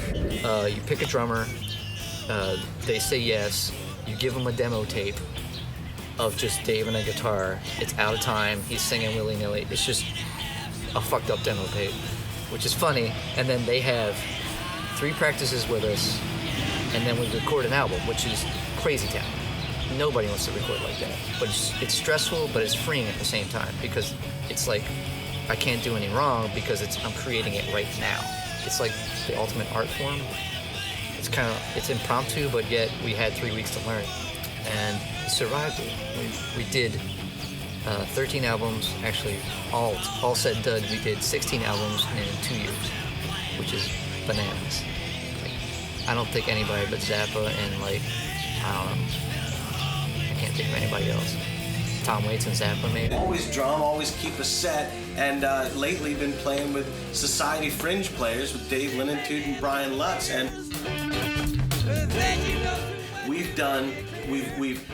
Dave does the lion's share, like 99.9% of the writing of the original material and the tunes and stuff, and then Lutzy puts in his bass and I write the drums, and we add in percussion and add in vocals and come up with other little bridges together and develop it all. It's a very creative process as we're down in Possum Studios in Lutzy's basement. But in the past year and a half, we've been able to record and master and release 6 albums, which is just insane. Like, this is the most musically productive I think I've been in my entire life. It's wild. Let her know what to do. She can't get lit. What she do? What she do? Now, this is the other opera that I had written, and this is tying up all the loose ends of all my unrecorded operas. It's 1993, and that brings us here where I'm sitting, and the show that we're playing tonight is the 1993 one of Wilmer Earl Berry Jr. and Paul Kelly. This is his fucking place, and we're playing tonight. 1993 is a 4-act play. I call them plays. Tonight we're going to do Winter. Now, it is blowing my mind right now, infinitesimally, that talking about wrapping up all of these fucking operas at the place where the last opera is being wrapped up is blowing my fucking mind. Boom! Holy shit, dude.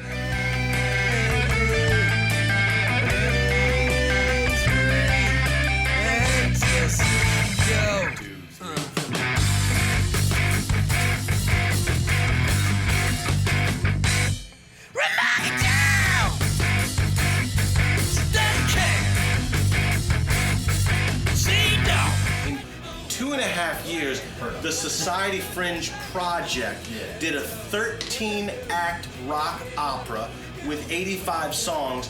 Then additionally, on top of that, Dave and Lutzy and I, in that configuration of Society Fringe players, has done 3 additional travel logs to back up Travel Log 1 from Circle 9 from the 90s. So Society Fringe players is Dave and Brian and a whole bunch of drummers. The way this has all happened and the way it's organically grown and the way we've put this together, in addition, just my part, in addition to the other great acts with all the different drummers. And when you listen to it, even though we're all very different drummers, it all makes sense, and it's not a stark contrast or difference, because it's still Dave and Brian that have created the core, and these other drummers are just sort of adding our own little rhythm and accents. And there's definitely different styles of different drummers, but they all work together. So it's a really, really neat project to be a part of.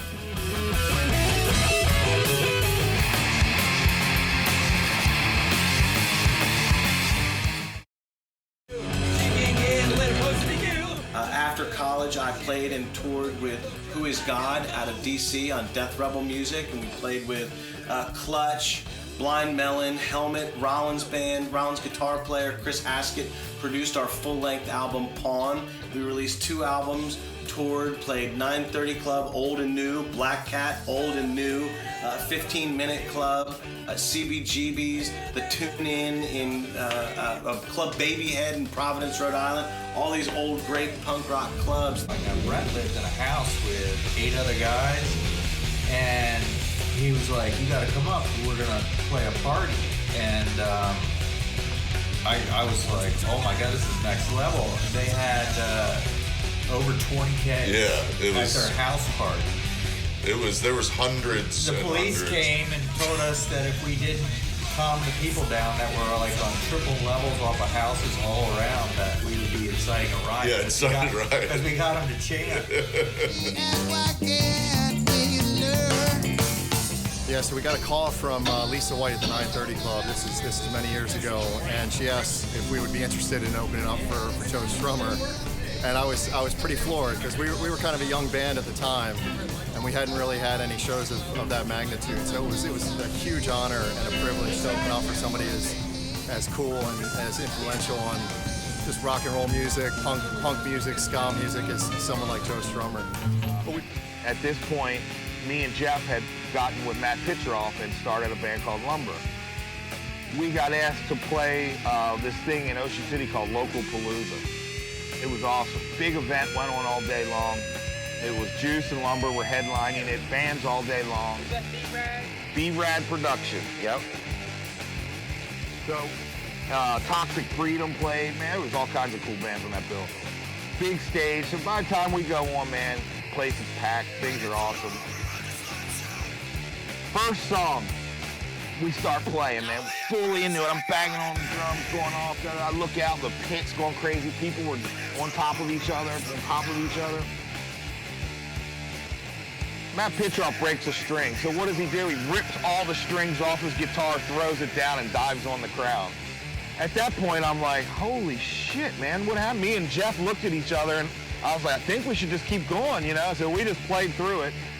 No lyrics, because Matt sang at that point, you know, so. Well, we played with the Mighty Mighty Boss Tones at 930 Club and the B-52s. I think those were some of the bigger name acts we played with in the past. I'd say Toots and the Maytals, opening up for Toots a couple of times, once at the former Record Theater and one time at 930 Club. Also, we opened up for the Scatolites in Philadelphia. And the one time at the end of the show, the grand finale, I used to try to smash my cymbals, knocked a cymbal over, my crash cymbal fell directly over and chopped right into Jeff Newman's Achilles. He would play with no shoes on, and the cymbal just chopped his ass right in his Achilles. It was brutal. I'll never forget. Back in 1993, we had this incident happen where we were Sporadic Sun Jam playing at Max's on Broadway in Fells Point, and these two guys walk in the bar. And they walk up to the stage and they're asking, hey, can we play a song with you guys? So initially, Joe Gallagher looks at these guys and he says, hey man, we're in the middle of a set. And no. So one of our managers at the time, his name was Pete, came over to us and said, hey, these two guys, that's Glenn Tilbrook. He's the singer of Squeeze, and that's his drummer. I don't remember Glenn Tilbrook's name. I don't remember the other guy's name. Sorry. We don't know. It was the drummer. But it was the drummer. He was the. I'm here from Squeeze, and they want to come up and jam with you. Right. And I was like, we said 2 more songs. And then some people were like, well, no, I had the drummer come up and be like, hey man, we're going to come up and jam with you. I was like, no, you're not. The band Squeeze. They're in the bar and they want to play a song. So we walk over, talk to Pete and say, yeah, we're gonna finish up one more song, finish up our set, and then we're gonna go ahead and we're gonna let them play a song. So when that happened, I remember one song that I was playing in the band with. I was in a cover band and played Pulling Muscles from a Shell. It was one of the cover songs we did. Pretty tough song to play on the bass, but I still remembered all of it, because I had just finished playing with this band not that long ago. So I got up on stage and played a song with them, Pulling Muscles from a Shell. All the boy got up there and did backup vocals. Hey Glenn, how's it going? He said, I love your wobbly. Wobbly? And I was like, what? He's like, And he's like, can you show me how to do that? And I was like, oh, come on. I was like, you fucking with me? You never used a wah-wah? He changed the whole guitar solo with the accent of the wah-wah. Then, the killer part was, though, we sat around, we talked for like, because Ron was our manager at the time. Max was clear, we were all hanging out. Those guys were fantastic. The drummer ended up being really cool. Like the drummer was being really persistent. Like, oh, no, we're gonna come. I was like, no, you're not. And he was like, kind of aggressive, so I was like, well, wouldn't it have been great if a fight did break out? Like, we beat the shit out of Squeeze. Squeezed them. We squeezed. Well,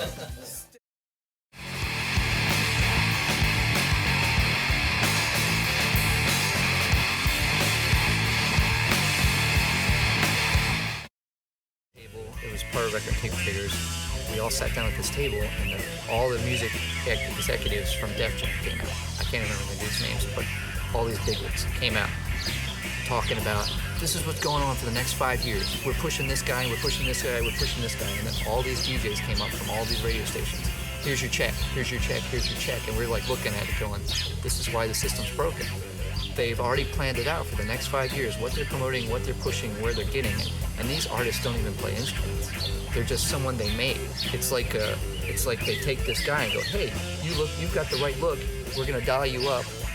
You get to a certain stage in life where, kids and other responsibilities. It's the hardest thing for us, and we've been together as a band for 20 years. The hardest thing for us has always been the tour, because people have so many different things going on. But we're content and super happy with just doing our thing here in Baltimore or DC or kind of in the nearby vicinity. So no issues there.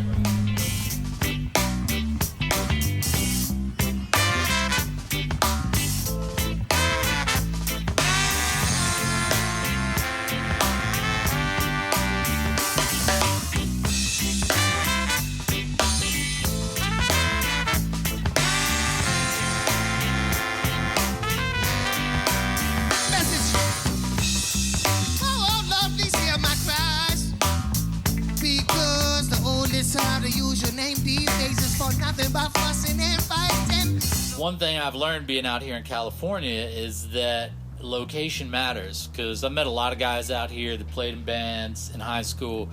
Their bands got picked up, they got record contracts, they went on television, they were on MTV, they did a lot of stuff.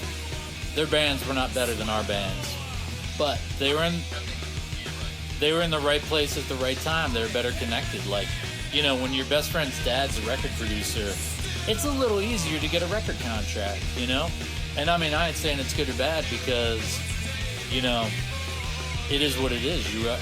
What we did in Catonsville was we did the best with, what we had when we could, and no care for the future. It wasn't about getting somewhere or doing something. It was about playing music right then, right there. That was it.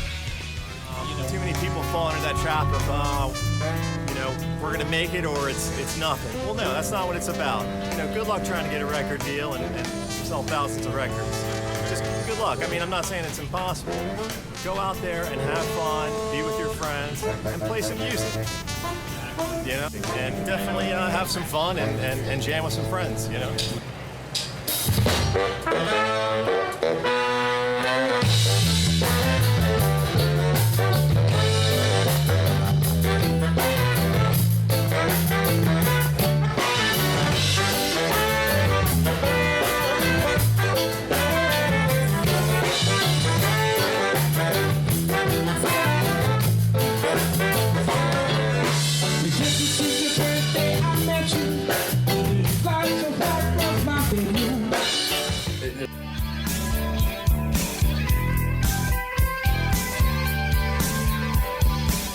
Power of attorney is a very scary thing, because you could be having Sure Feels Good being a Blue Jeans commercial where somebody's you sure feel good. Oh yeah.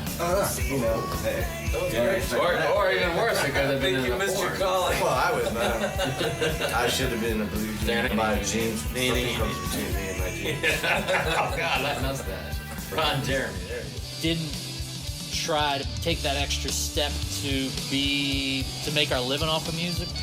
But the caveat was that you did have to sell out, and I'm not trying to use that term as a bad thing, because everybody, everybody's got to make a living. You know, you got to get a paycheck. So it's not bad to sell out per se. I guess if you're not going to change whatever, it's tough with music because music is such a commodity nowadays, and people, it's just all about buying and selling.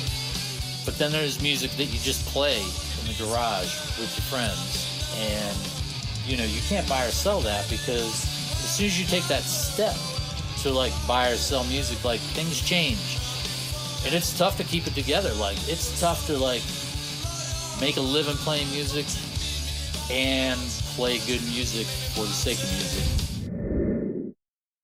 We're Stone Dust Riders, this here band. This guy plays drums, and this one plays bass, and I play guitar. And bang on shit. Vocals.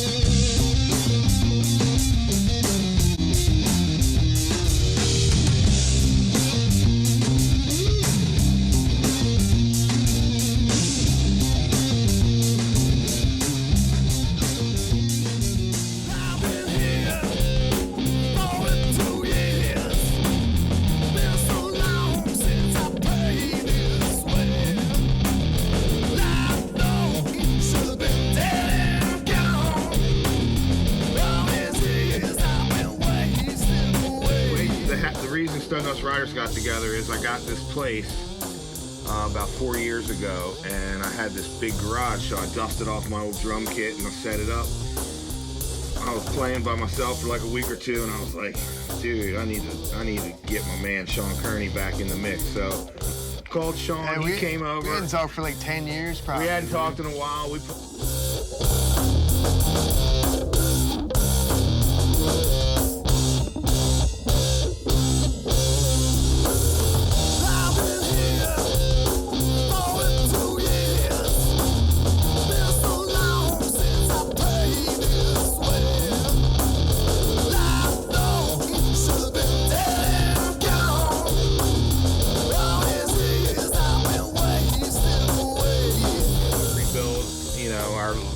Our past and friendship and stuff, you know, we've both gone through. Well, we both got up to speed.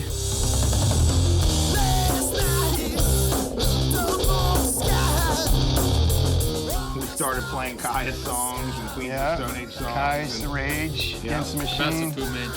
Fu Manchu. And then we went about as far as you can go with two guys playing bass and drum.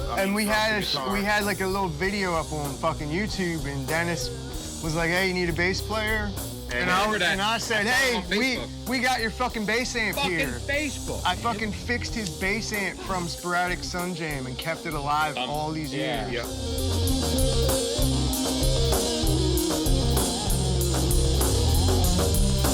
Lyrically, it's about my struggles through life with addiction and stuff, and drugs and all that, and how I got through that. Especially the newer songs are more inspirational instead of talking about how I got busted and was fucked up. Now I'm writing stuff about, you know, getting through it and realizing, like 42 is about coming to a realization of, you know, fucking in my 40s. And Sean started bringing a whole lot of material every practice, 4 or 5 new songs. Dennis picked them up right away. Yeah, this motherfucker, I mean, you show him a riff once and he's just like... Yeah, so then we started playing. He can play some bass. When that motherfucker writes a riff, I'll be like, Yeah, I don't know. Oh, here's another thing. 90% of Stone Dust Rider songs were written at 3 in the morning.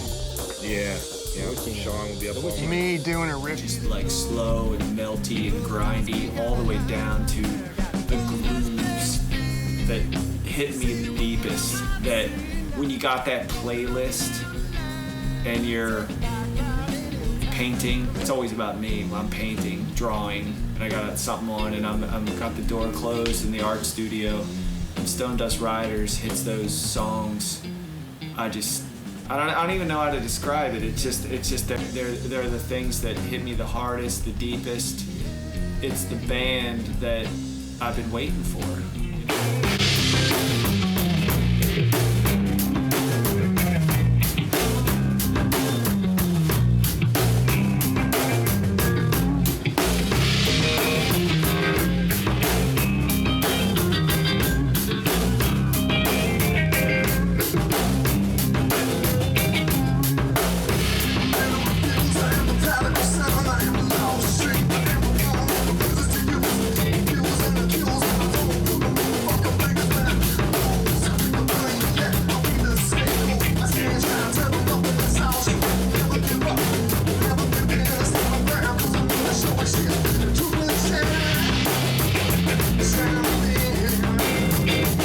Now SDR, with the help of Jeff Newman, not the help, I guess the guidance, for lack of a better word, it's really the core and the essence of him that Dennis and Sean and Cabbage have carried the flag, pressed forward with it. It's just.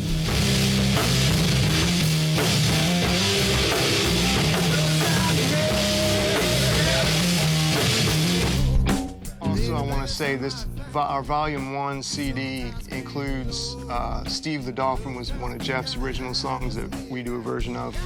And also, the reason it's so meaningful to me that we got it done is because Jeff and I wrote a set together, and it was like 4 or 5 songs, and we'd always talked about getting a real good, solid recording of it. But we never had the time or the money or... It's the sound, the band I love the most, you know what I mean, right now. And that includes, commercial bands and everything like that. It really is. It's no shortage of whatever Sabbath and Zeppelin and all that goes on in my playlist all the time, but Jesus Christ, fucking SDR, my God.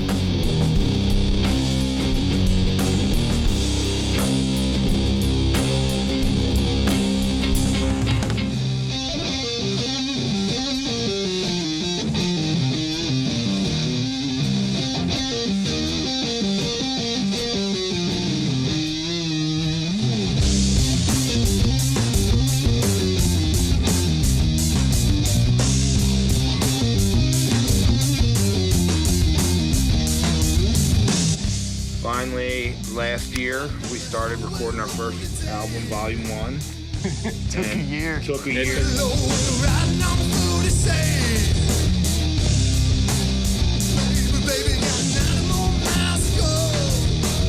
But what was a real blessing is that about a month before Jeff passed, he actually got to see us perform and play his songs.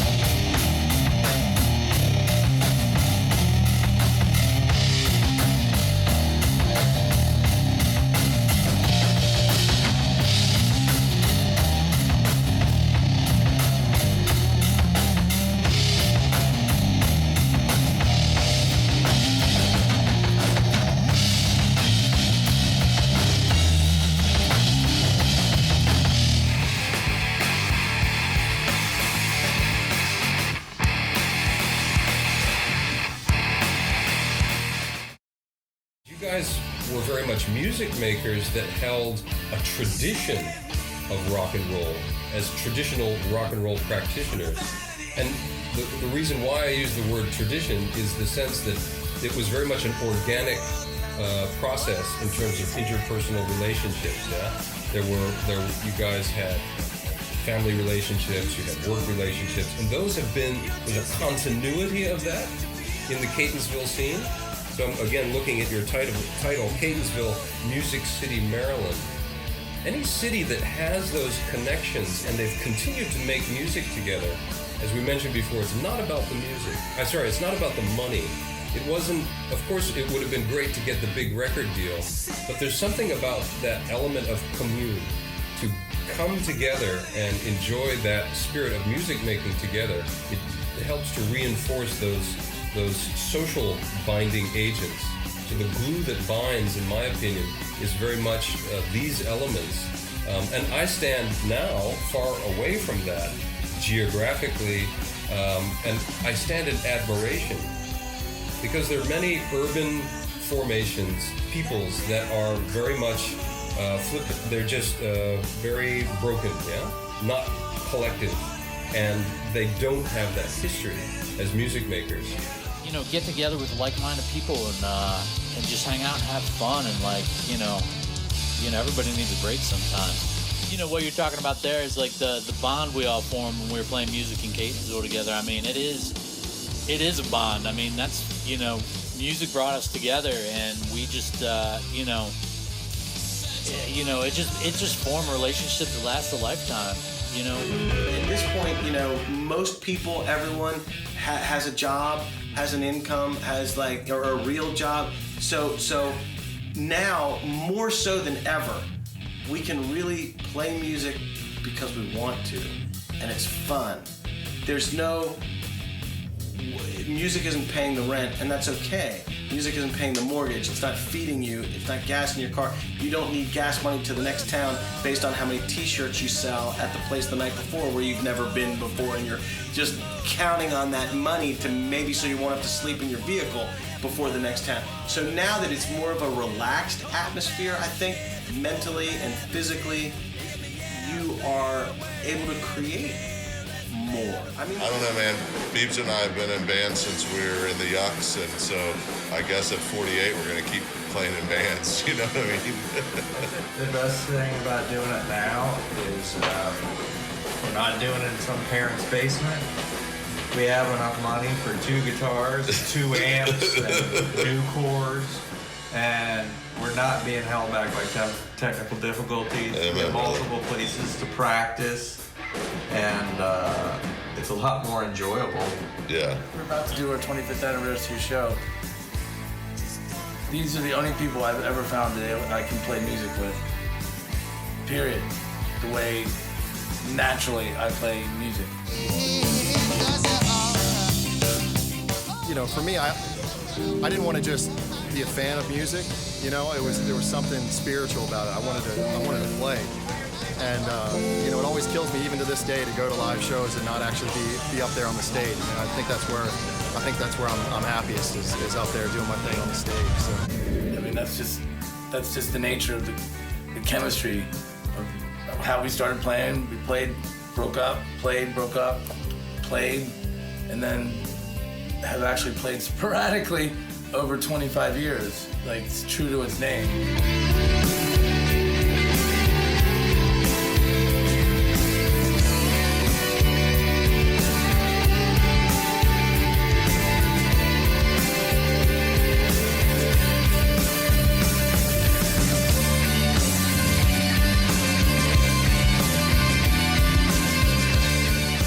People need to realize, how precious life is and how short a time we have here, Absolutely. And to get back to your other question, that's part of my thing with Stone Dust Riders is the music, the riffs I'm writing. I want to, try to do something not necessarily to improve the world, but to make it a little less fucked up.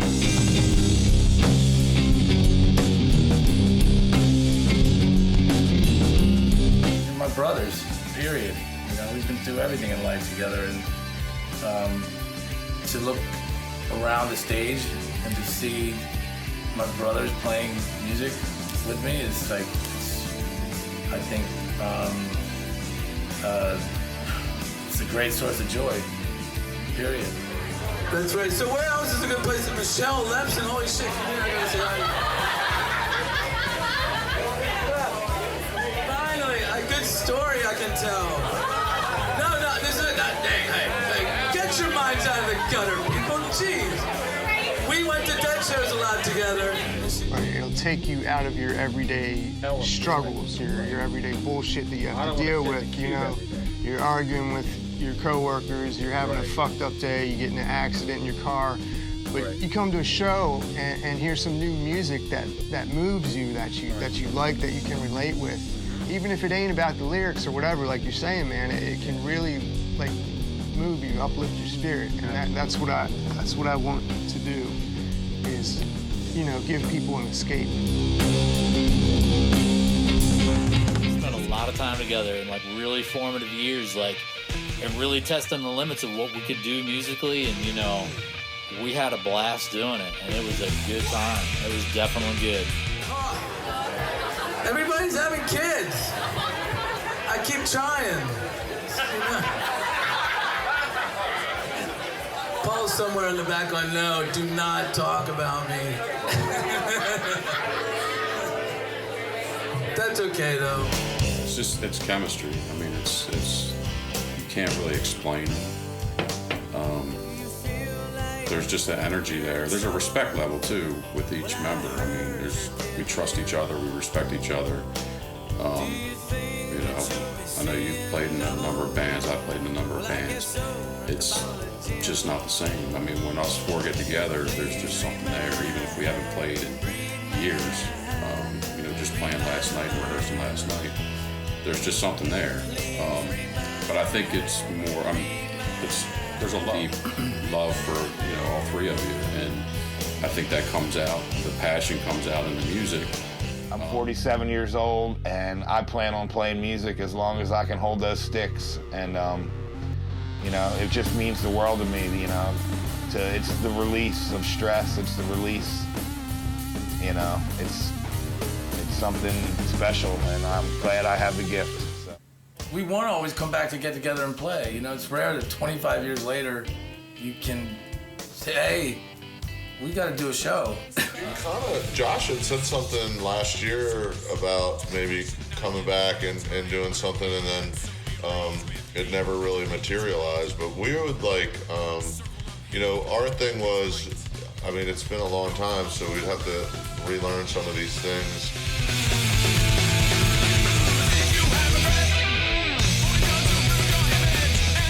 Kevin and I have done a lot of other stuff musically over the years, but Josh moved to California, obviously, and Kurt's been kind of a little out of touch. So, but I mean, I think that, you know, I would personally love to do something like that if we could ever figure out how to get it together and the venue that we would do it at. There's always a way. Yeah. Kurt's the first one who wants the reunion. It's the first thing. That's all he ever says when I have seen him. Even when he was coming out of that coma, it's the first thing he said.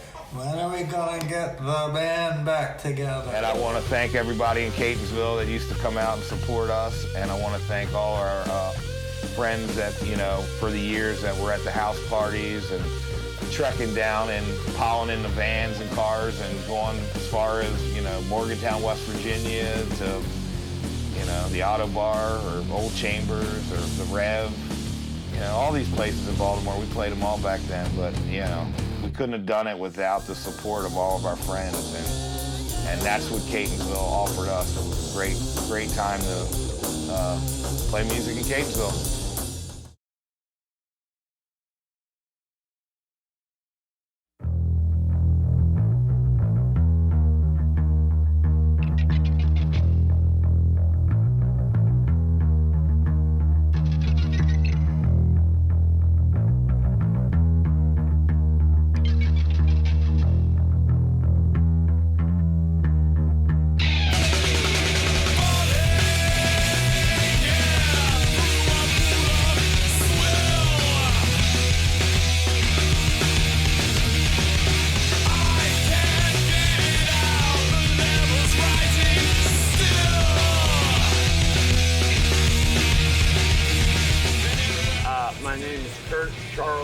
Weissenweber. That's traveling weaver in German for all you bilinguists or multilinguists. I was born in Baltimore, Maryland, Towson. Lived in Catonsville, grew up in Catonsville, went to Mount St. Joe High School, was a bit of an athlete there, and somewhere along the line got into music. My father never really, I wanted to play the drums, but my father wasn't having a drum set, and having a 9-year-old learn how to play the drums in the house. We're gonna leave you with a new song, inevitably called Nicole Brown. Check it out, it's a fresh one.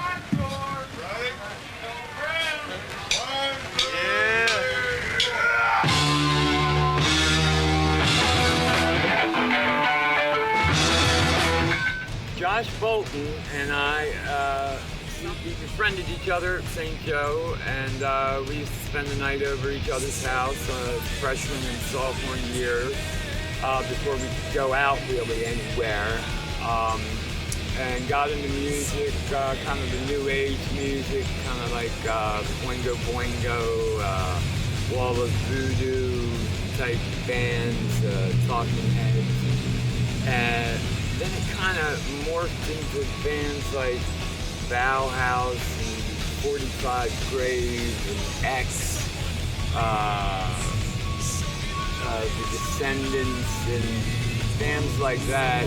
And we used to spend the night over each other's house and stay up late and watch the whole thing of 120 minutes on MTV. Then Minor Threat happened, and then it was like, oh my God. Thank you very much. Friday Slow Jam is up next. Glad to be playing with them. Oxymoron, because I was the captain of the football team, the lacrosse team, and people used to give me a hard time because I'd be in the punk scene. And I remember Kevin Beebe, who was also in the band Juice, used to protect me and be like, Kurt's the biggest punk here because he's the captain of the football team and goes to the punk shows. And he stage dives higher than I do, which is, Kevin used to get up there pretty high. Oh, the name of the band came from Josh. He walked in when we were still playing with Greg Risk, and we were smoking these things called dippers at the time. You could also call it juice, and he was like, it's the perfect name. We're gonna be called Juice. Me as the singer, it really, the music filled me, and then I filtered it out into the people. I can see it, I can feel it, I can taste it. So why don't you all help me reach that promise?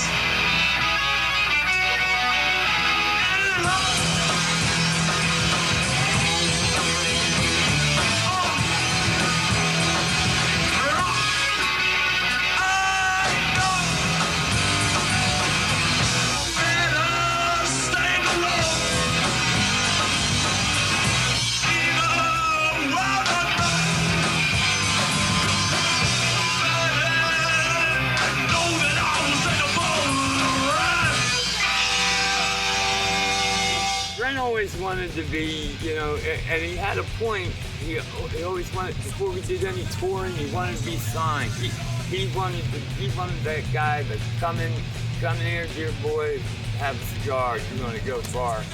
And we had everything that was there. You hear that about the Doors. There's various bands like that. And some guy comes in and it's like, you know, I'm going to make you guys stars. We had all the magic. We had all the people. We had the talent. But that guy didn't ever come in the door and say, have a cigar. We assumed that we played enough to enough people that we'd get recognized if it was meant to be, and somebody would be here, or somebody would tell people here, and we'd hear people being like, man, I'm gonna tell so-and-so about you and this and that, thinking it would transpire, but the reality of it is after time, you gotta go get that. You gotta fight for that. You gotta have management that goes and gets it. You gotta have drive and motivated people. We were interested in playing music. We were kind of in the golden handcuffs. We had big shows all the time, and we felt big for our little, town towns, a couple towns. Yeah. And, but you know, people don't really come out of the woodwork. There aren't people just seeing shows everywhere. At least not in Baltimore, that's for sure. That nobody was getting picked out, you know, and being like, these guys are good, let's put them on this or that.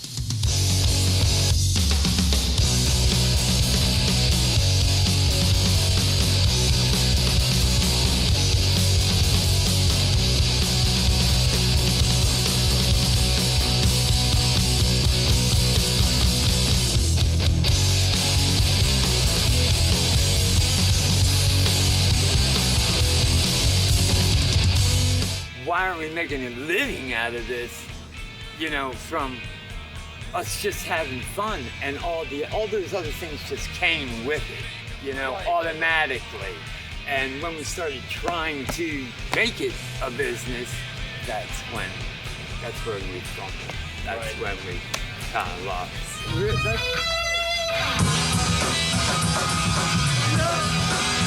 Come on, this is the last one. Let's get it funky now. Come on. It's a bill. So sing it, it's sing. So sing it, it's a bill. So sing it.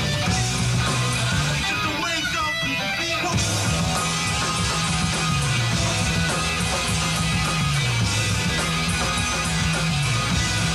And Mr. Baby, tell them all about it. So in it. So sing it. So smoke it. So eat it. All you gotta do is One of the hardest things that I felt about this whole interview thing was because Josh and I were the founders of the band, and I was the last person to know that we were breaking up. And it was not from one of the three of my brothers that I thought we were going through thick and thin. But I would die for these guys, and we had gone through a year and a half of saving money that had to get this great new recording, got the recording with, we gotta get it, you know, a CD release party. And I was talking to Brent about it, and Brent's like, oh, well, Kevin and Josh are going to California. And I was like, oh, so the band, are you going?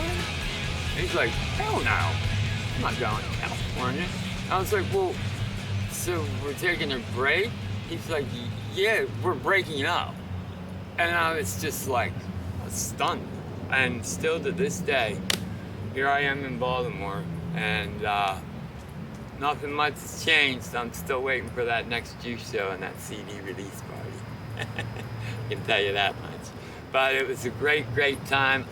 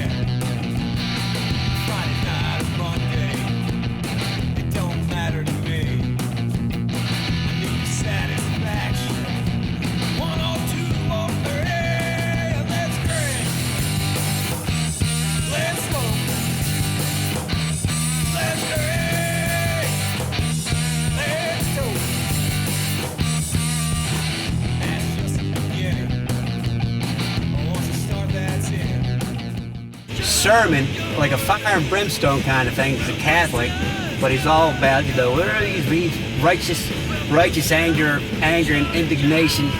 And then, he'd give his big speech, get everybody riled up, and then disappear. And so then the FBI would show up, and the feds and the G-Men are showing up, they're looking for him, and everybody's like, yeah, I don't know where he went. And he would do it, and he would keep doing it, just popping up on the blue, and becoming, famous for it. After a while, he was like, he was a star of the anti-war underground.